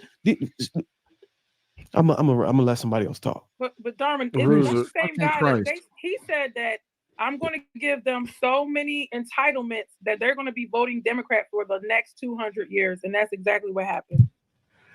That sounds almost like Willie Lynch. Miss Ruth, are we not paying attention? Because the very thing that you said is the very same thing that's in the letter. If anybody has read the letter, it's the exact same thing that is, or identical as what you just said. And I'm going to give you so much aid, so much assistance, so much free stuff that you'll never, ever get out of your position. Never. Poverty. Ooh, what we ever thought. And I'm gonna make you think that it's reparations. Do you know that when we were segregated, black people didn't even want free stuff? We wanted to work for our shit. Neither one of y'all was talking about reparations. We were proud of our companies. We were proud of our families, our businesses. We were proud of that. We didn't want nobody to hand us nothing. We had our own bus lines. We had our own businesses, our own barbershops, our own restaurants, our own schools, our own education programs. Preacher. All of that shit is gone. Do you know why? Do you know why they was pushing for integration? Do you know why they was pushing for integration? They were saying, like, because when they said that we were separate but equal, there was no equal. That's the whole reason why they pushed for integration. It's so that we can have the same access to the same textbooks, to the same schools. That was the whole reason why there was a push for integration. You talking about we was way better off during segregation is simply false. Somewhat. Just because there was. You're both right. It could have been a minority was doing well and the majority was still failing. That could be true. Two things can be true at the same time. So Bruce, you even mentioned you mentioned the word segregation quite a few times right now, and you said even our marriage rates failed. Do you? Well, y'all get the point, right? I'm sure you hope y'all will get the actual point. But I'm not gonna waste your time because this is on y'all. The voice leading the voiceless. The voice leading the voiceless. I don't want y'all to stress yourselves. I don't want you to stress yourselves at all. This is a game. Do you understand? This is a game. You play it and you play it to win. Because in the real world, no one wants to make excuses or empty rhetoric. No. They want to know if you have a plan. Shouts out to not Forrest Whitaker. Forrest Whitaker is a good actor. He's a hell of a good actor. But that was Lawrence Fishburne and How I Learned. And I want everybody to see certain old movies and start analyzing for what they mean, what their true meaning was. See, a lot of people like to take Boys in the Hood and say, we shouldn't even make Boys in the Hood. But Boys in the Hood, yeah, it's ratchet, but it's also educational. I can take that and I can take Higher Learning and I can flip it amongst yourselves and I say, okay, I could take some things out of Boys in the Hood, just like I could take the very same thing and I can put it in one movie. I can put it in one movie, in one shot. And that could draw some ideas of how to really, really get organized, because you know what? At some point in time, you're not going to get a second chance at this. You're really not. So I suggest you start an organization of your own in your own city, in your own state. With that being said, this is We-On-Loc Nation. Thank you for being with me. Thank you for being with me tonight. I know we had technical difficulties, but we on track. People still came in, and we did some decent numbers, but we need to do. I would love more. I would love more. So with that being said, please tell somebody that come by We-On-Loc Nation Sundays, certain Wednesdays, and certain Saturdays. Wednesday, Saturday, and Sunday. Right? And if we have more time, then I'll come on a Thursday or I'll come on a Friday. But it's usually Saturday, Sundays, and Wednesdays. Saturdays and Sundays and Wednesdays. And if you have not became a member of the We-On-Loc Nation channel, please do so now. Please do so now. It's only $1.99 for your pleasure. And if you want $2.99, you can do it $2.99. Right? I'm not asking for you to give up anything that you can't afford. But speaking, I mean, $25, it comes a long way. It's not cheap. It's not cheap at all. $3 ain't cheap. But I'm grateful. I'm humble. I'm grateful. I'm grateful for Lisa and Haley. I'm grateful for them being here. I'm grateful for KJ for them being here. I'm grateful for everybody, yo. Let's get it. Let's have more. Let's have more in our own little, and we can enjoy ourselves in our own little bunker. With that being said, it's We-On-Loc Nation signing off. Peace.